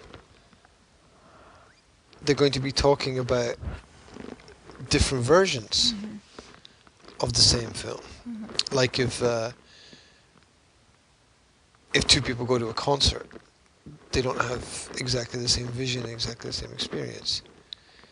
And one of the reasons why hundreds of thousands of people go to a concert psychologically is because they're all going to have different experiences there, even though they're the same thing. Gosh, you can imagine a cinema with a surround sound where you're like like in a scene, and then you hear an explosion behind you, so everybody turns around and has a look what exploded and things like that. Well, the new computer gaming stuff Uh-huh. is 360 sound. Uh-huh. Yeah, that's what I'm saying. Yeah. So you are going to hear things behind you. Yeah. And and that's going to be wild, and it'll get into other stuff as well. They'll do stuff with smell as well, where they'll use signs to trigger certain smells. It already exists, where you can use 7 different sort of formulas to create thousands of different scents, and you can stimulate the certain scent of it, like coffee. Funny thing is that your brain. It's funny how your brain works, because it's a bit like handing everything to your brain on a silver platter, if you know what I mean. If you take the sound and you move it around your head, and then you create the visual stimulation everywhere around you, and then it gives you smells and everything. It's like, compare that to a book, yeah, where you've got 350 pages of letters. Mm-hmm. Yet, when you get into it, you get all this stimulation from 350 pages of letters, even though it doesn't exist. Yeah? If you read a good book, you can actually smell whatever's described in the book, if it's well written. You know, it just takes you there. You can see it, you can hear it, you can smell it. That's the principle of show, not well, tell. Yeah. And it's funny when you compare what your brain can do by itself, yeah, and how you can go into great lengths technologically and scientifically to actually create that environment and hand it to your brain. You know what I mean? Just an interesting contrast. Yeah, I think the book as we know it is going to become obsolete. That's possible. No, I don't mean obsolete to everybody. I mean that there'll be still people who think it's quaint, and I don't mean that it's not educational. I just mean that people don't ride horses that much anymore. You know, and I think it's going to be like that. And people are like, well, we need the horse as a form of transportation, but the car came along and the car was weird at first, and now if you don't have a car, you're weird. Look, so it's reversed. So do you understand what I'm saying? If hold the thought, right? Hold the thought. So everyone had horses, and then the first people who had cars were weird. Now everyone who has a car is normal. And if you have a horse, you're weird. And it's going to be the same with books, right? Books are going to be the horses. It's still going to be an art and a skill, but it's going to be not important for most people. It's going to be a smaller niche than it is. Yeah, and that's the fear. The fear is that people will use that skill less and become more stupid. But on the other side, people will be more, can I say, technologically deft, and they will be, they will be required to write in different ways in terms of computer coding and programming. The writing will be different. Speaking of which? BBC Bite Size has a wee part that teaches touch typing to kids, which I thought that we should throw a link on Will's computer. He should start learning that, because that's something that I never learned, and I think he should know that. It's one of those skills that I want him to have that I don't have. Does that make any sense? I don't know what you mean by touch typing. The normal, the proper way of typing, where you don't have to look at your fingers. Oh, okay. The muscle memory typing with all 10 fingers. Okay. Yeah, that's going to be obsolete as well. Because it's already obsolete. I mean, in the VR headset that I have, I can surf the internet. Yeah, that's great, but you still need typing. No, I agree. I mean, Yeah. it's... Look, maybe it's going to be obsolete in 10 years, but until then he can still use it. So. Yeah, well, let's say it's it's obsolete for the user. It's not obsolete for the creator. So. Yeah, exactly. So that's kind of what's important, and the power is always in creation. Yeah. So He may not need it as much because he may, you use softwares for typing for you if you just dictate to them and stuff like that. But it's still not a completely useless skill to have, I don't think. No, it coming from a person who does typing for a living. Speed typing is extremely useful. Yeah. And it always bothers me how much I type and how low level my skill is. That's what I'm saying. That's what I'm saying. That area. But as a person who types for a living, I'm really bad at it. Well, I can type the name of my company without looking, which I find really weird because I can't type anything else. I can't type without looking at all.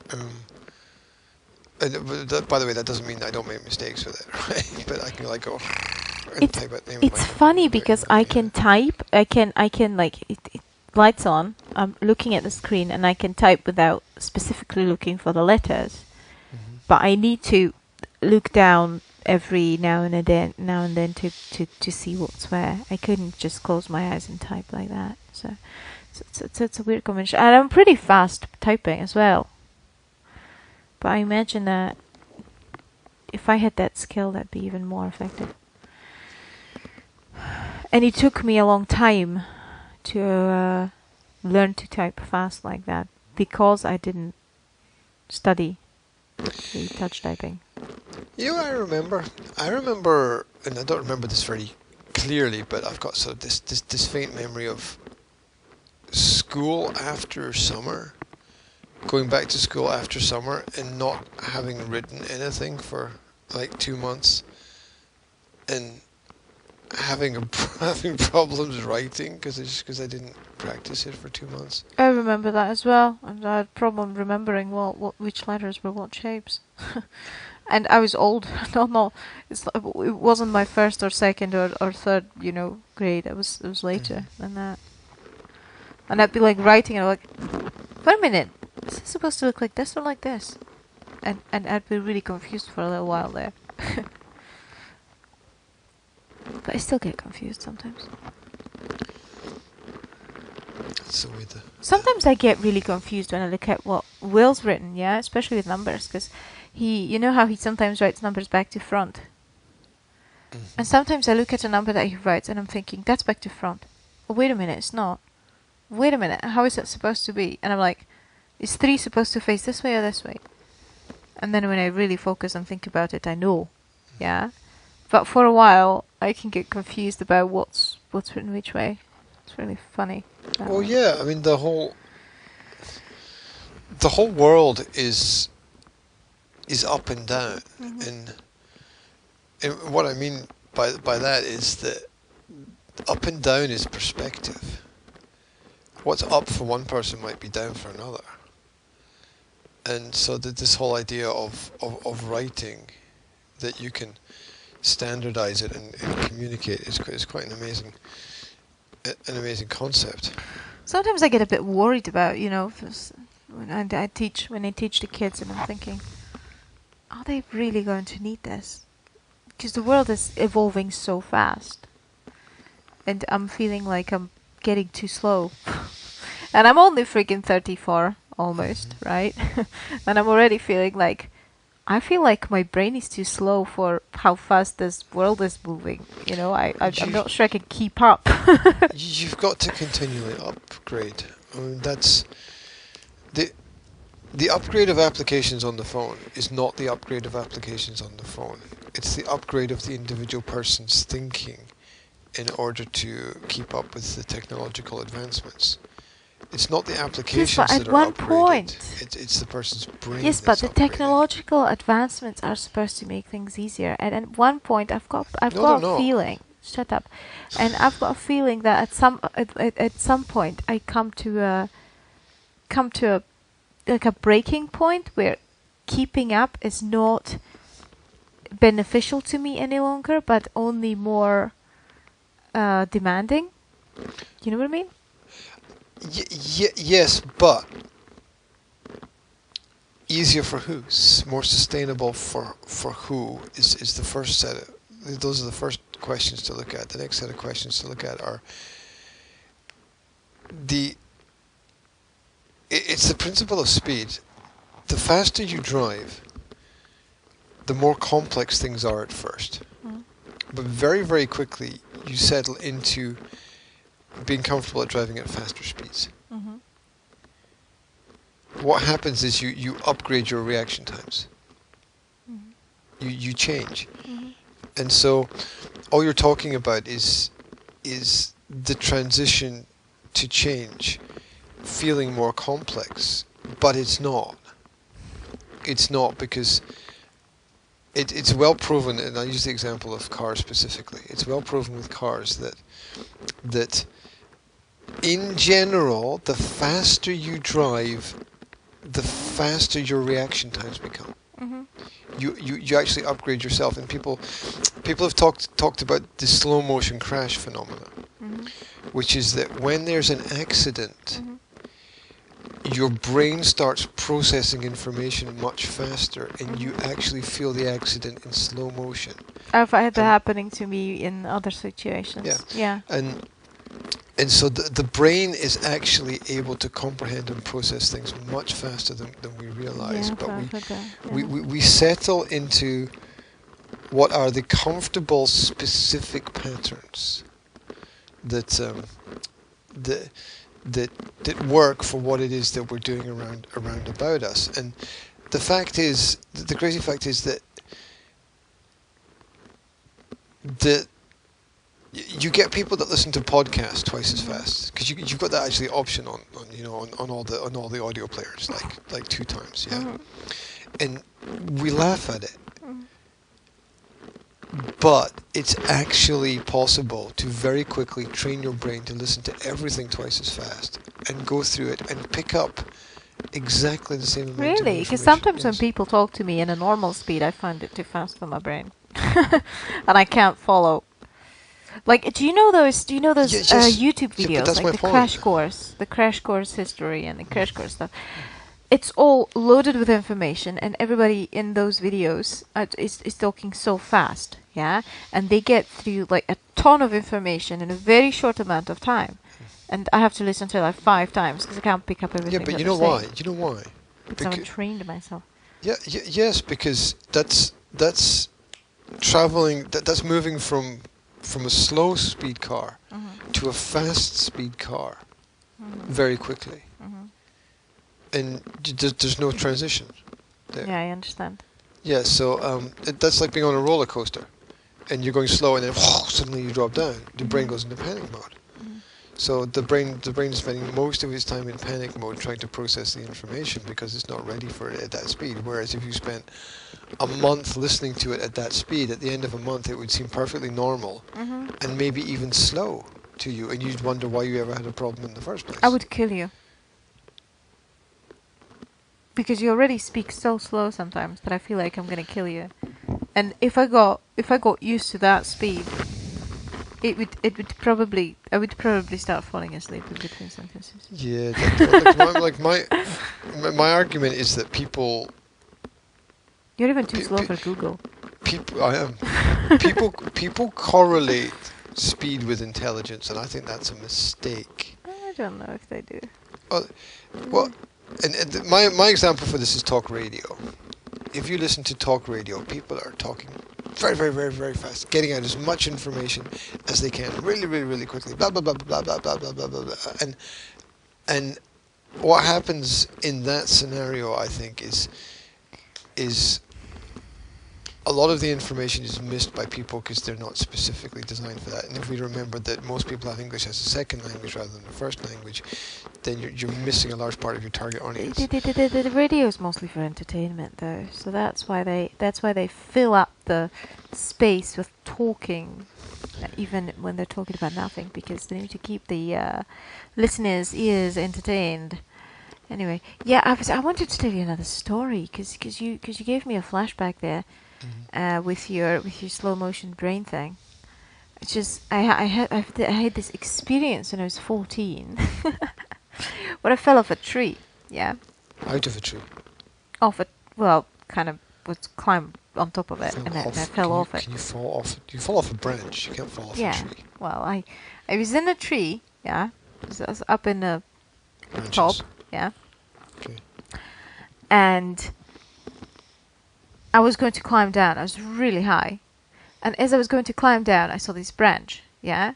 And just as you said that your brain starts processing things much faster, I had this weird experience where my brain went 100 miles per hour, but my body wasn't fast enough to react to the brain. Mm-hmm. Yeah.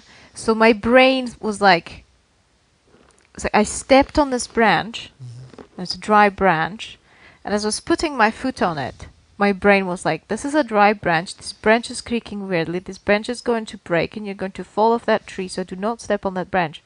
But my body was already moving and it wasn't listening to my brain. Yeah. And so I did that. And of course I fell off the tree because the branch broke and I hurt myself. Anyway, that was a weird situation where the brain just sped up and everything was in slow motion. And I was like, body, stop doing that. But the body was already doing that. Oh, well, here's a head fuck. Here's a head fuck for you. Right. You know when a wheel is moving so fast it looks like it's not moving? Yeah. Well, that's my brain. That's a head fuck. I told you. It's Your brain's moving so fast it looks like it's not moving. So... Is that why you speak so slowly? Yeah. I'm serious about that. Because my brain is... processing so many things that I have to talk slowly in order to calm the process of my brain down, because if I started to speak about everything that was coming and passing through my mind, it wouldn't be relevant and practical for people. Here's a non-head fuck for you. Sometimes my brain stops. And I'm talking about situations of stress, right? Like when we did interpreting at school. And we would sit in the booth and you have people talking in a foreign language in your headphones and you have to speak into the microphone in your own language, yeah? At the same time. And sometimes my brain would just turn off like that. And I could hear somebody talking, but I could not focus enough to actually listen to what they were saying, and I would just blank out. It was like a brain death. brain death. It was seriously, I was like, I was just sitting there, things going into my earphones, and I was like, go on, you're supposed to be talking into the microphone, the teacher is listening to you, and it was like I wasn't hearing whatever was coming through. It was like as if they were speaking in Chinese or whatever, you could hear the sound, but you have no idea what those words mean. And it was just really, really weird. Yeah, my brain is... My brain is just like a hyper-processor brain, and I think it comes from having to be extremely alert as a kid about things happening in my environment. And I think that I just normalized this extreme alertness. So like if I walk into a room and there's a number of people in the room, my brain is instantly processing everything about those people, all the way that they're moving, the clothes that they're wearing, what they're going to do next. My brain is processing every single thing. My brain is processing what's on the shelves, what's on the walls. Can something move? Can something? Where does it come from? How did it get there? Who put it there? My brain is processing everything about that. Like when we walked into the, I remember this from yesterday. When we walked into the computer shop yesterday, my brain was processing everything that was on the table, everything that was on the walls, everything that people were wearing, everything, the other people that were there, what they were doing, where they were going, what they were saying. And I had a problem to communicate with the person there because I got to filter out, I got to block out everything so I can have this conversation. So, and that's what is happening in my brain, like all the time. Like if I'm in a room with a group of people, I am listening to all of their conversations at the same time and processing them all. That's really weird. I don't work like that at all. I know it's a head fuck for me because getting clarity, which is really important for me, it becomes an obsession, because to understand anything you've got to block out 99%. To understand anything you've got to block out more than 99% of everything else. Yeah, so it's like to walk through a park and see a tree and go, oh, it's a beautiful tree. You've got to block out the sky and the fields and the people and the grass, and you've got to. Well, my brain has to block out everything that it's experiencing in order to have that one good experience and recognize something. So you imagine in a conversation when for someone it's just like, oh, I'm putting these words together to create a sentence. My brain is rearranging the words in the other person's sentence to see how many other variables there are in the sentence that they've spoken as they speak to me. That's a bit crazy. That's insane. Well, It's my completely thing is, insane. my superpower, which is actually not superpower because it kind of limits me in many ways. Your super strength. Is it your super strength or your super speed or your elasticity? My superpower, which is also my super weakness.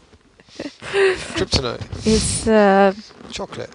It's the empathy Sure. thing, which when it's not really empathy. I don't know what it is. It's when you mind read and tune into the emotional states of people around you, and then you automatically adjust your actions to the emotional states of other people around you, which is really not a very good thing to do. Oh yeah, because you know, it's kind of a superpower because that's something that you tune into their level, yeah, rather than just being yourself. Yeah, exactly. And I call it a superpower because because it is not something that everybody is able to do, but at the same time it's not really advantageous. Like it's like oh, I have this superpower that I can go through walls. Yeah, but then I can't pick up my cup of coffee and drink from it because my head just goes through the coffee. Yeah, it's a similar thing. It's like you can't choose when to turn it on and when to turn it off, so it's not really a power. It becomes weakness in some situations. So that's my thing. So if I come into a shop, yeah, I don't notice what's on the walls and what's on the desk and what the person is wearing. What I notice is, oh, this person is annoyed and tired, so I should just get on with things quickly and try to cheer her up, maybe by saying something nice and wishing her a nice day, and you know. Yeah, I get it. So that's the way my brain works. No, it's And of course, sometimes I get things wrong because you project, don't you? yes, yeah. I thought it was interesting what you said about projection yesterday, about X saying that Y does something because They X know knows exactly what they're doing. X knows that it's true for themselves. Yeah. Yeah, that was a really interesting observation, because I'd sort of contemplated it, but not so much as to say that that's true. I was sort of Part of aware it of is- it, but It's a bit sad that a lot of what we feel is projection. It's just a bit sad, really, because I always considered myself to be very empathetic, yeah. But sometimes, well, in some situations, I now recognize that what I considered empathy in some situations was just projection. well, it's the pain principle, which is everybody experiences the same. Everybody experiences the same action with different levels of pain. And so, the classic problem is, the hospitals and doctors are trying to monitor the level of pain that people are experiencing, but it's so subjective that it's still really complex. And so, like, the doctors will say to the patient, okay, on a scale from 1 to 10, how would you describe your level of pain? For me, it's always 10. Yeah. No matter how, okay, Yeah. I can compare a little bit, but that's like when I've got sore tooth, yeah.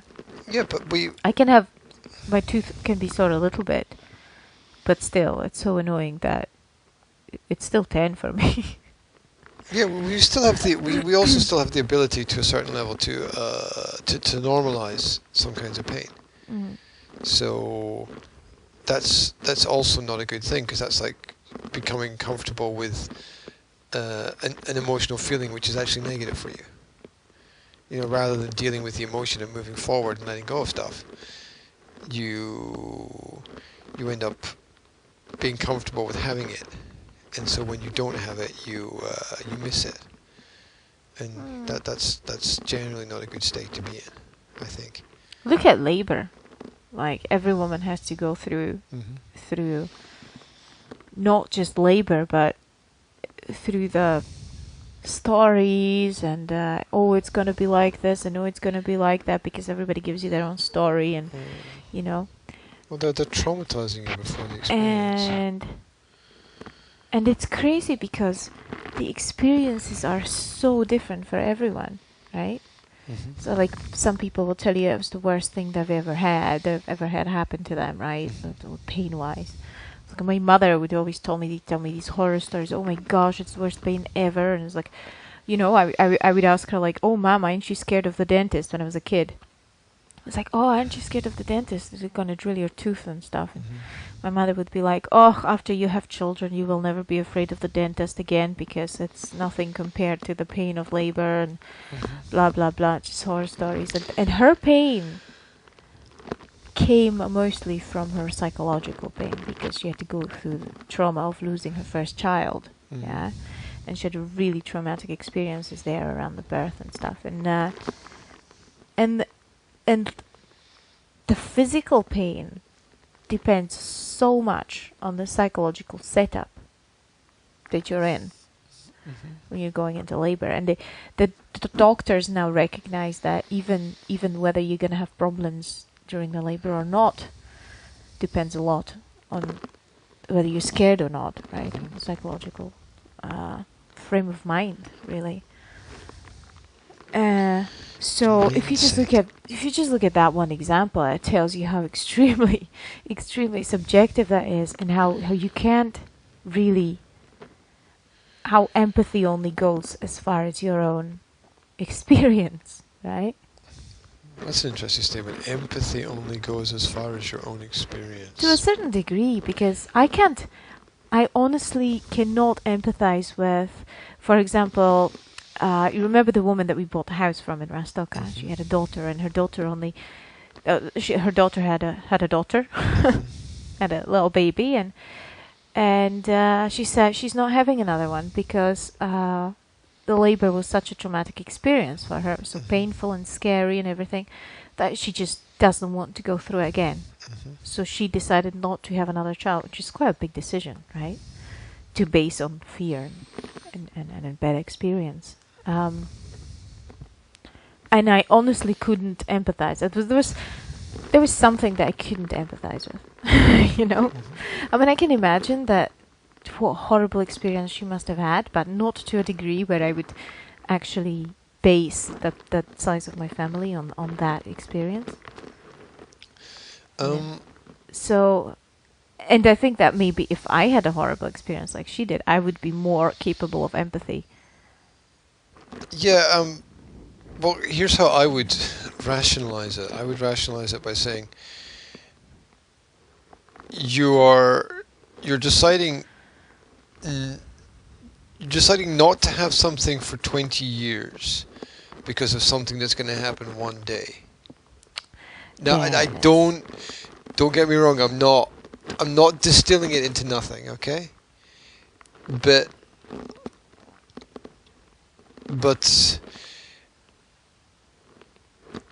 inevitably, we all have to live through that experience in one way or another. Look, in the end, it's all about the fear of death, right? If you have scary enough experience when you believe that you're gonna die, yeah, I imagine that you don't want to put yourself in that situation again. And lots of the fears are not conscious fears, yeah. Obviously, fear of death is deeply engraved in everybody. So I can imagine how that, if you've had a really scary experience. But it's like when I had Zora, yeah, it was quite rough and very scary at the same time. But I still kind of rationally understood that that was a one-time thing, that it's not going to happen again. And if it is, I can be ready for it. Yeah, you should include that as a superpower, I think. What? Having that mindset. Oh. That's a very powerful mindset. Yeah. It was fucking scary though. Well, that's why it's a superpower, because what's that John Wayne quote about, you know, life is being scared to death but saddling up anyway. Oh. Yeah. Right, so and he's like, every time you get on a horse, you don't know exactly what's going to happen because the horse has a mind of its own. So you're dealing with elements of the unpredictable and the unknown, and you have to just get on with it. And it's fucking hard. It was scary. It was scary pre-operation. Yeah, when I was like, oh my god, lots of blood everywhere and everything. And it was scary, like when they're wheeling you in and everything. Yeah. But the scariest part wasn't that. The scariest part for me was when I woke up. Yeah, and I had these people running around me, and they were like, okay, well, everything's been done. And now we have to monitor whether you're getting better. And for hours, they were coming in, and they were checking, and they kept going, oh, it's not getting better, you know? And they kept going, oh, it's not getting better. If it doesn't get better, what are we going to do? Yeah? Are we going to have to operate again, or what's going to happen? So that short amount of time, which was like 5 hours or 6 hours, when they didn't know what's going to happen, was probably the scariest bit. They kept coming and they were like, it's not getting better. Yeah, that was scary. And then in the end, I remember the primar came, the boss of the thing, in his holiday flowery shirt. And he came in the end, in the evening, and he had a look and he said, what are you panicking about? Everything's gonna be fine. And when he said that, it was like, okay, now I'm not scared anymore. But it was pretty freaky. That's his job, though, isn't it? I mean, yeah, I know. His job is to help people to feel better in any way. Compose, yeah.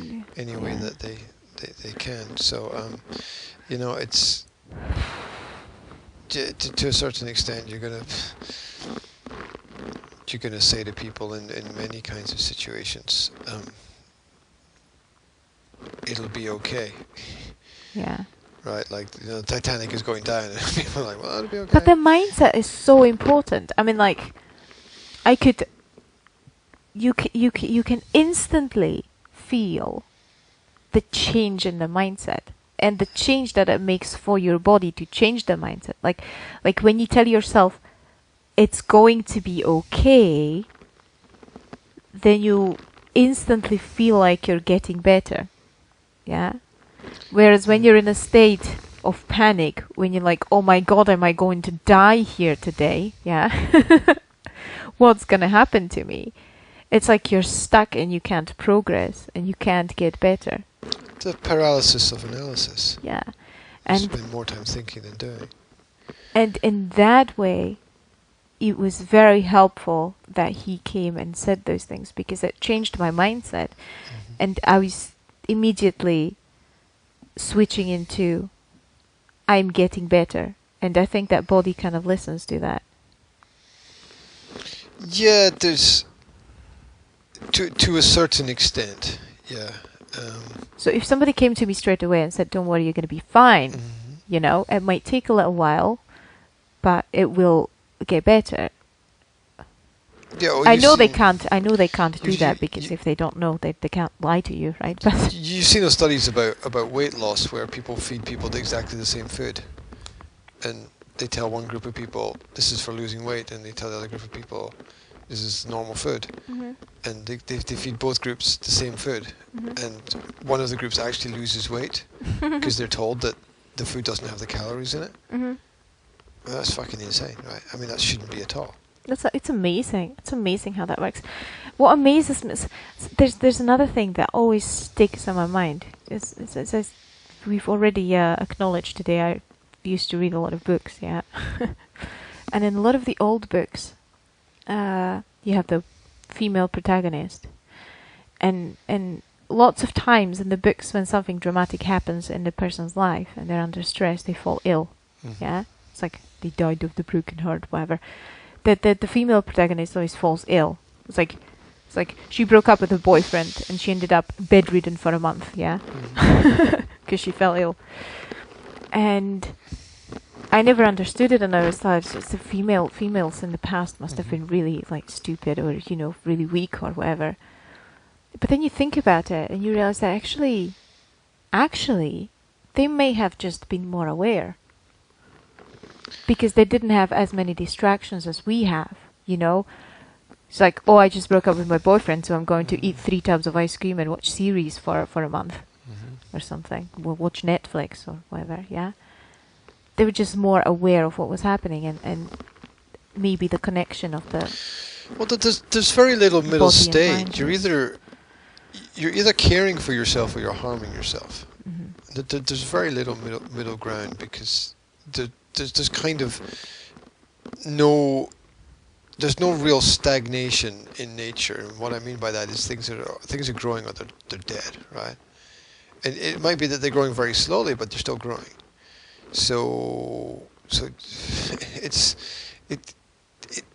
life. It's a life or death thing, and I think that to stop living because you're worried about dying is to miss the whole point, because you should be living because you're worried about dying. You should not that you should stop living, because if you stop living, then death becomes more important than life at that point in time. And it's scary because a lot of people are living with that kind of mindset where they've already decided that it's not worth trying, and they just close down. They shut down inside their heads. Sometimes it's a body reaction, though. Sometimes it goes deeper than just a conscious decision, you know, because the what's the English word? The instinct, the self-preservation instinct is strong, and it can alter your mind in ways that secures the self-preservation, right? Yeah, well, I mean, it's crazy the way that mindset works. Like, if you look at something as 5 minutes, you'd be like, oh, 5 minutes is a long time for whatever activity. But if you look at it as 5 periods of 1 minute, it suddenly becomes completely different. although it's the same thing. So, like when if you do like the planking activity for exercise, right? If you say to someone, okay, I want you to plank for 2 minutes, it's like, oh my god. But if you say to yourself in your own mind, I'm going to plank for 4 periods of 30 seconds, the mind has a completely different approach, because suddenly 30 seconds seems achievable. Do you remember how And I if did? you can achieve it once, you can achieve it more times. Do you remember how I did the 100 push-ups? What, like 10 or something like Yeah. that? Or 10, 10, 10, 10, 10, 10, 5, 5. yeah, okay. Yeah. Yeah, well, there's the 10, 9, 8, 7, 6, 5, 4, 3, 2, 1 thing. Yeah, or the 5, 4, 3, 2, 1. Yeah, so, the chin-ups, yeah, okay. Like maybe, so six chin-ups is like impossible for most people, but if you do 3 and then 2 and then 1, you've done 6. And Okay, do what? and 3, 2, 1 is as effective, sometimes more effective than doing 6. 1 is impossible for me. Yeah, that's a mind. I think that's a mindset problem, though.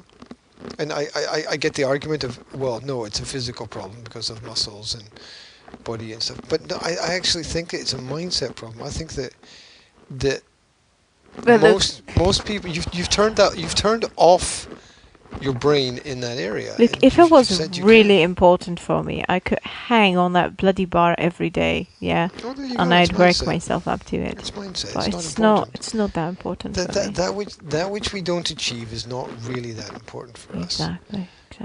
And I'm going to go to the gym and I'm going to do that pull down weight thing, I'm going to pull down more and more, and if at some point I work myself up to an actual chin-up, then that's great, but it's not something that I'm going to put my focus to, because it's not that important.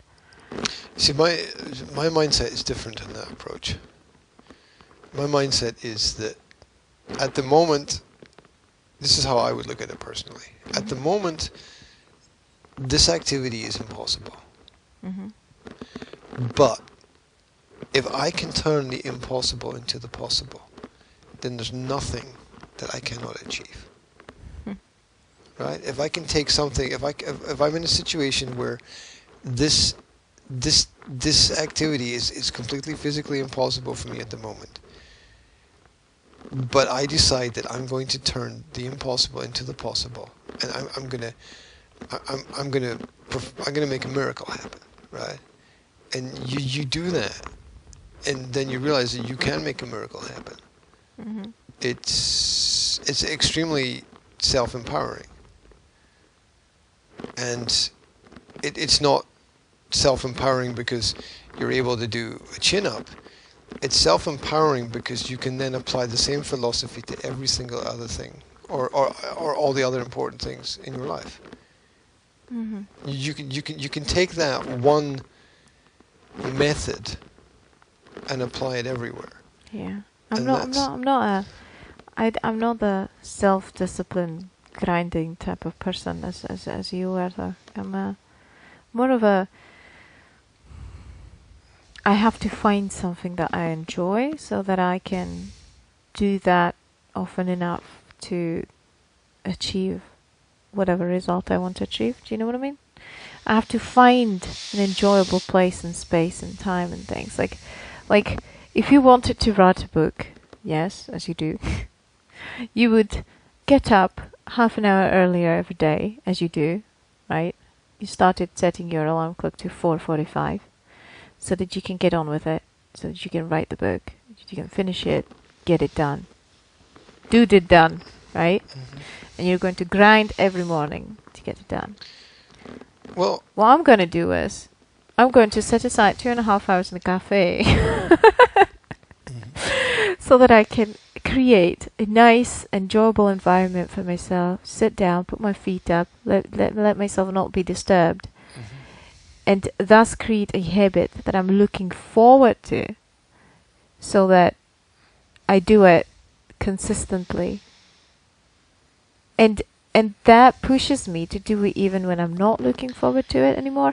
Like when I started to do the Thai boxing, yeah, I enjoyed it most of the time, But there were times when I definitely didn't want to go there, and I definitely wanted to stay home.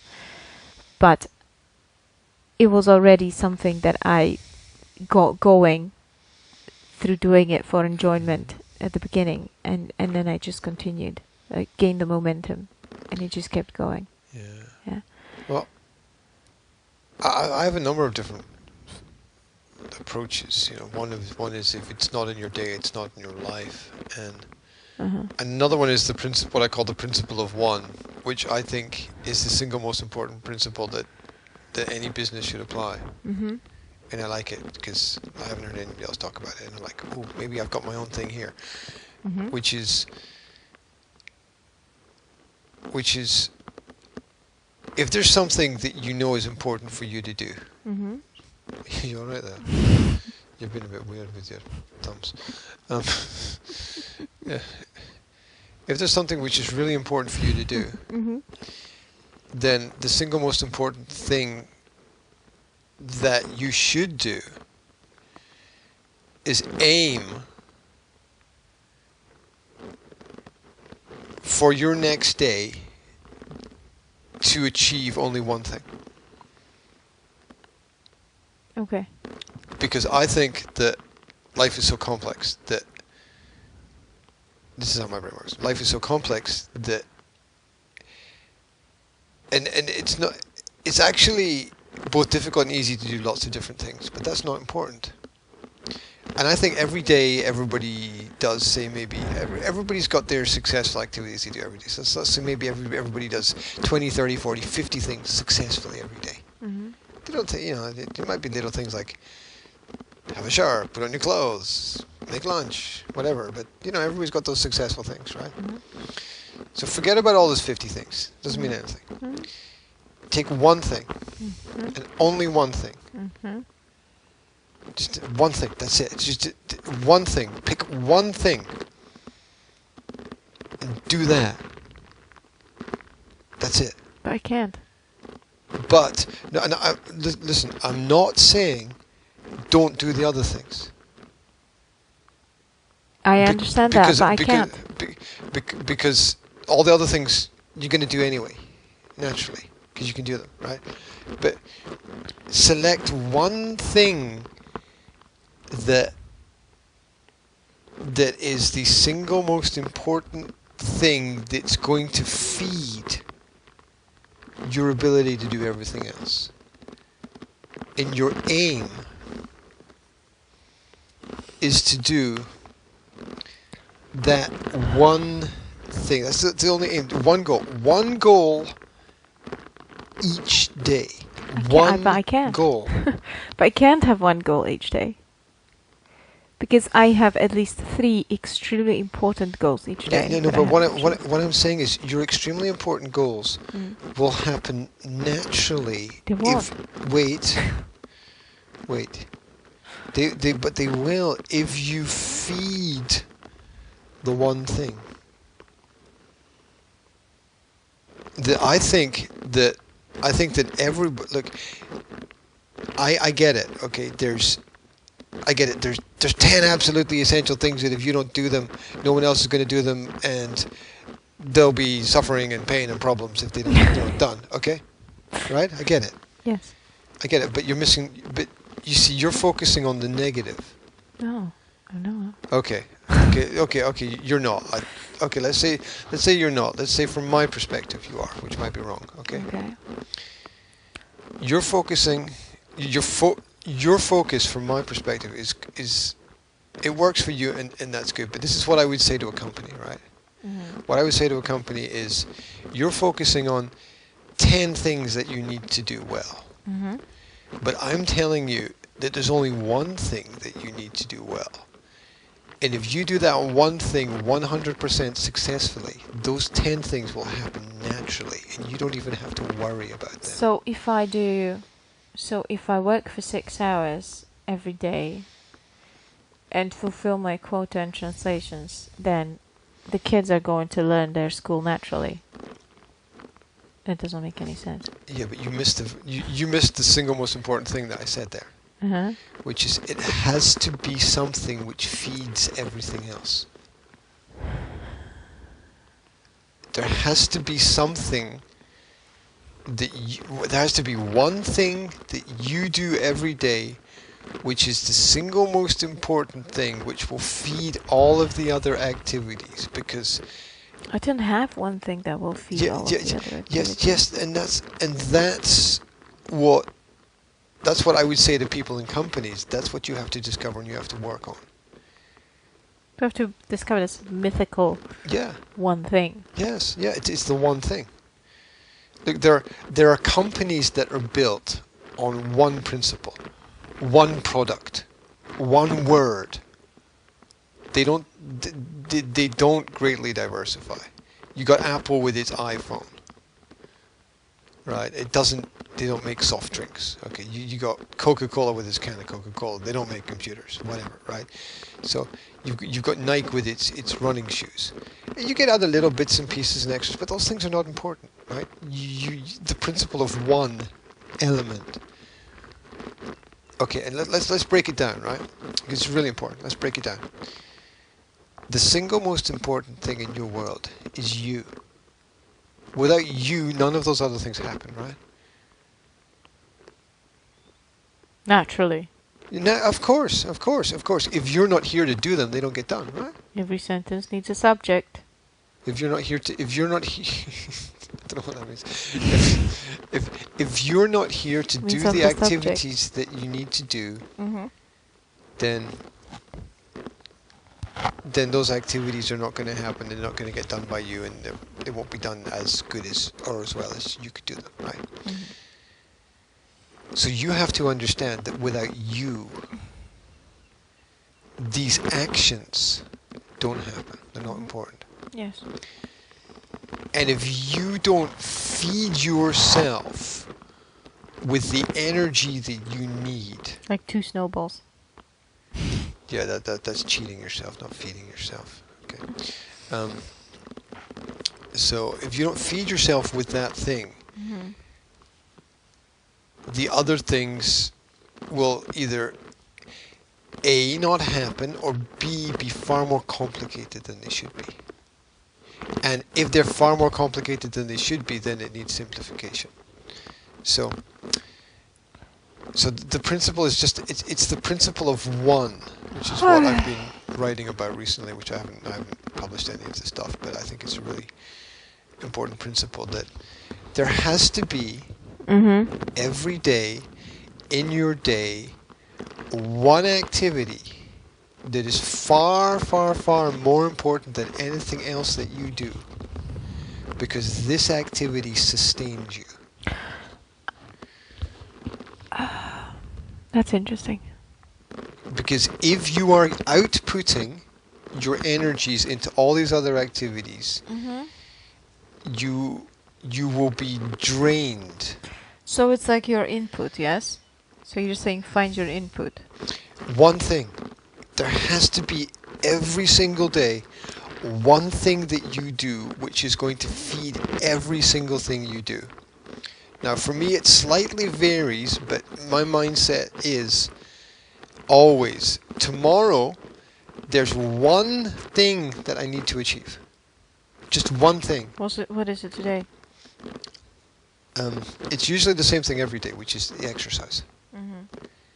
There's one thing I need to achieve which will feed everything else that I do.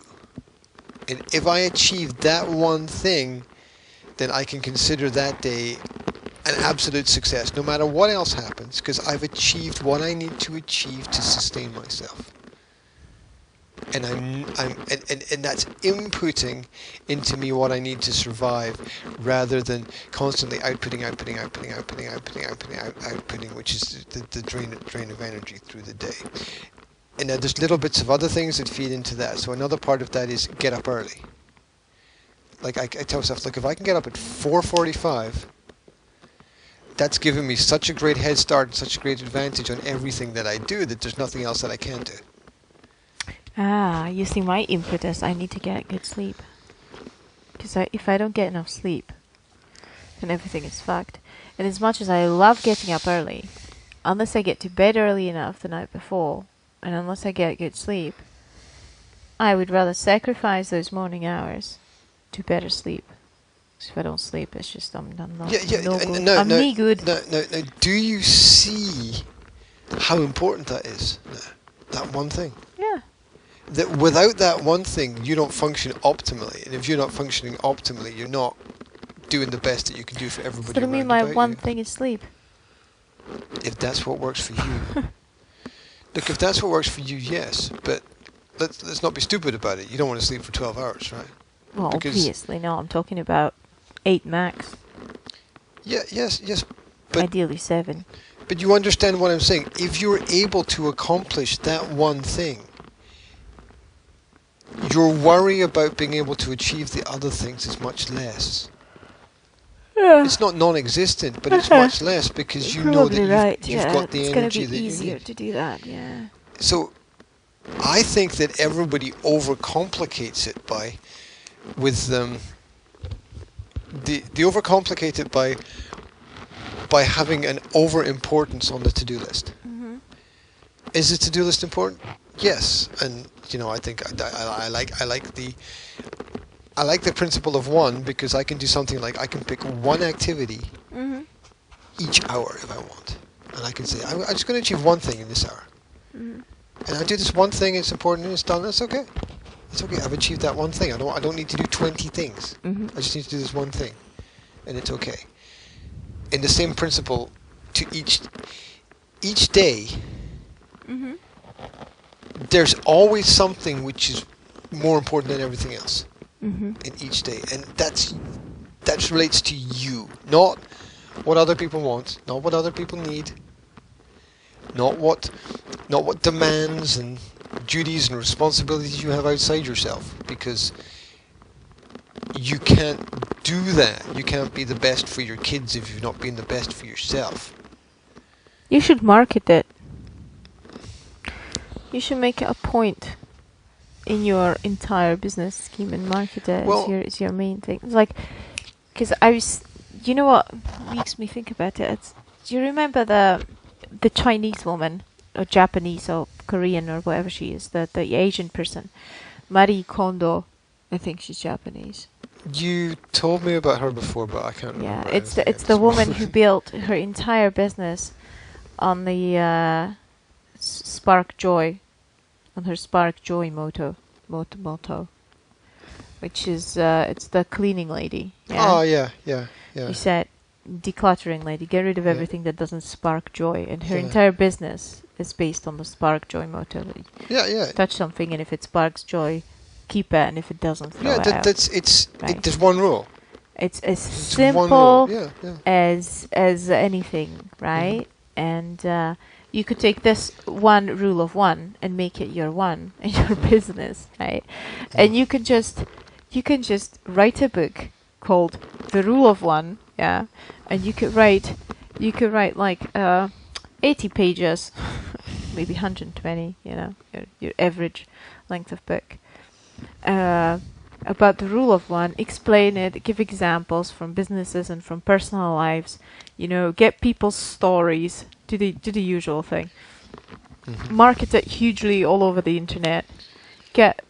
Make one video, market it all over the Facebook, let it post to everywhere, and that would be a great selling point of your business. And here's my principle of how it works. It's only one thing. You've only got to do that one thing. Yeah, I know you said that. And that's it. So you don't have to do 10 things. You only have to do one. And show me a person who can't achieve just one thing. Right? And then you can put in examples like how this applies in these various areas, like, and then you can have chapters like the one thing in self-care, the one thing in business, the one thing in time management, the one thing in whatever, and you can kind of. Yeah. That would be super simple and very structured, and people would like that. Well, I think that you can make it you can make it more complicated, and you make it more nuanced, and you can compartmentalize all those different things. And I think that there's space for all of that. Mm-hmm. But I just break it down to what is the one thing. And I've noticed with my clients Mm-hmm. that if I ask them to do 3 or 4 things, they come back to me with excuses why 3 or 4 things are not done. Mm-hmm. If I ask them to do only one thing, They do it. well, no, but there's No way. there's no guarantee that they'll do it. But I know that they're useless if they don't, Okay, right? because it's just one thing. Because it's just one thing. It's like I haven't asked you to change the world. I haven't asked you to multitask. I haven't asked you to solve all these problems. Mm-hmm. I've asked you to do one thing. And you know it's important, and if you haven't done that one thing, it's because you chose to not do it. You made a conscious choice to not do it. Mm-hmm. And if you tell me, no, but I really want to do it, that's not true, because it's only one thing. It's only one thing. And I know that until you achieve that one thing, nothing else will move.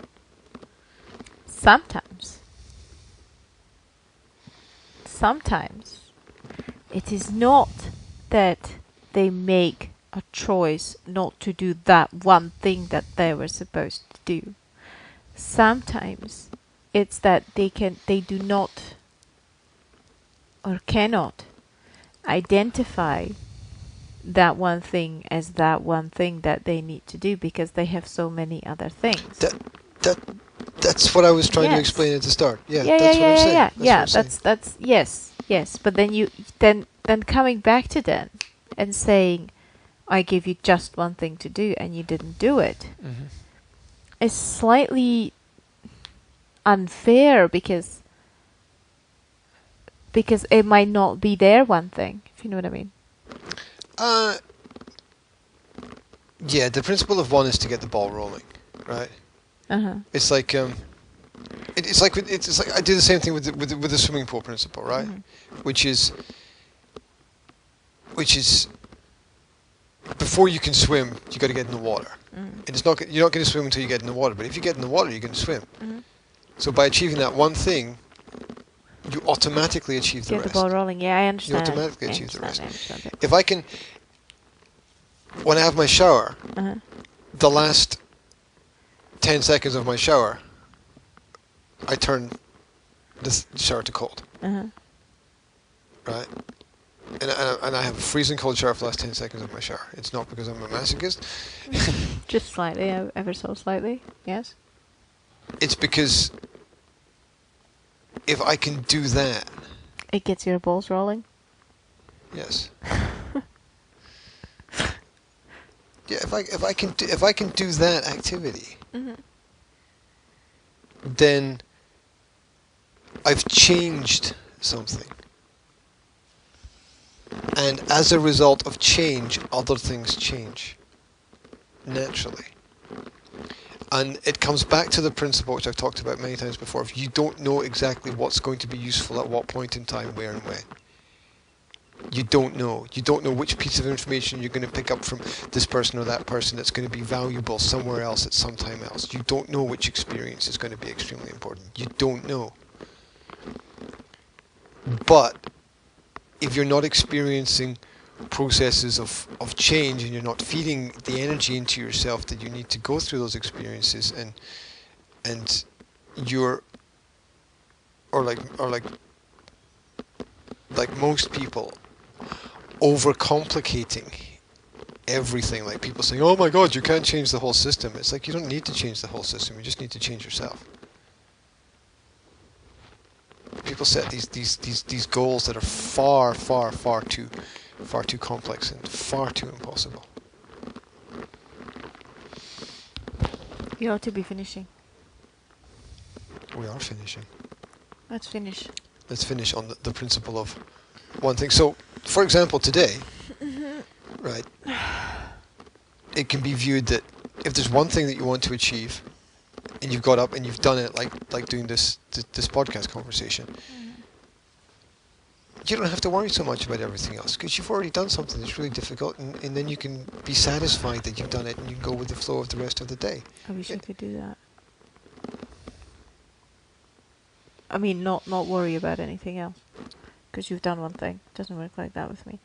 I can do one thing and get the ball rolling, but I still have to worry about all the other things because they still need to get done. Yeah, because when I do that one thing that is important to get the ball rolling, it's still not the most important thing of the day because everything else is extremely important as well. that's what I'm saying. What I'm saying is that you have to find that one thing that feeds the other things. Yes, I understand that. I'm just saying that it's not achieving the most important thing.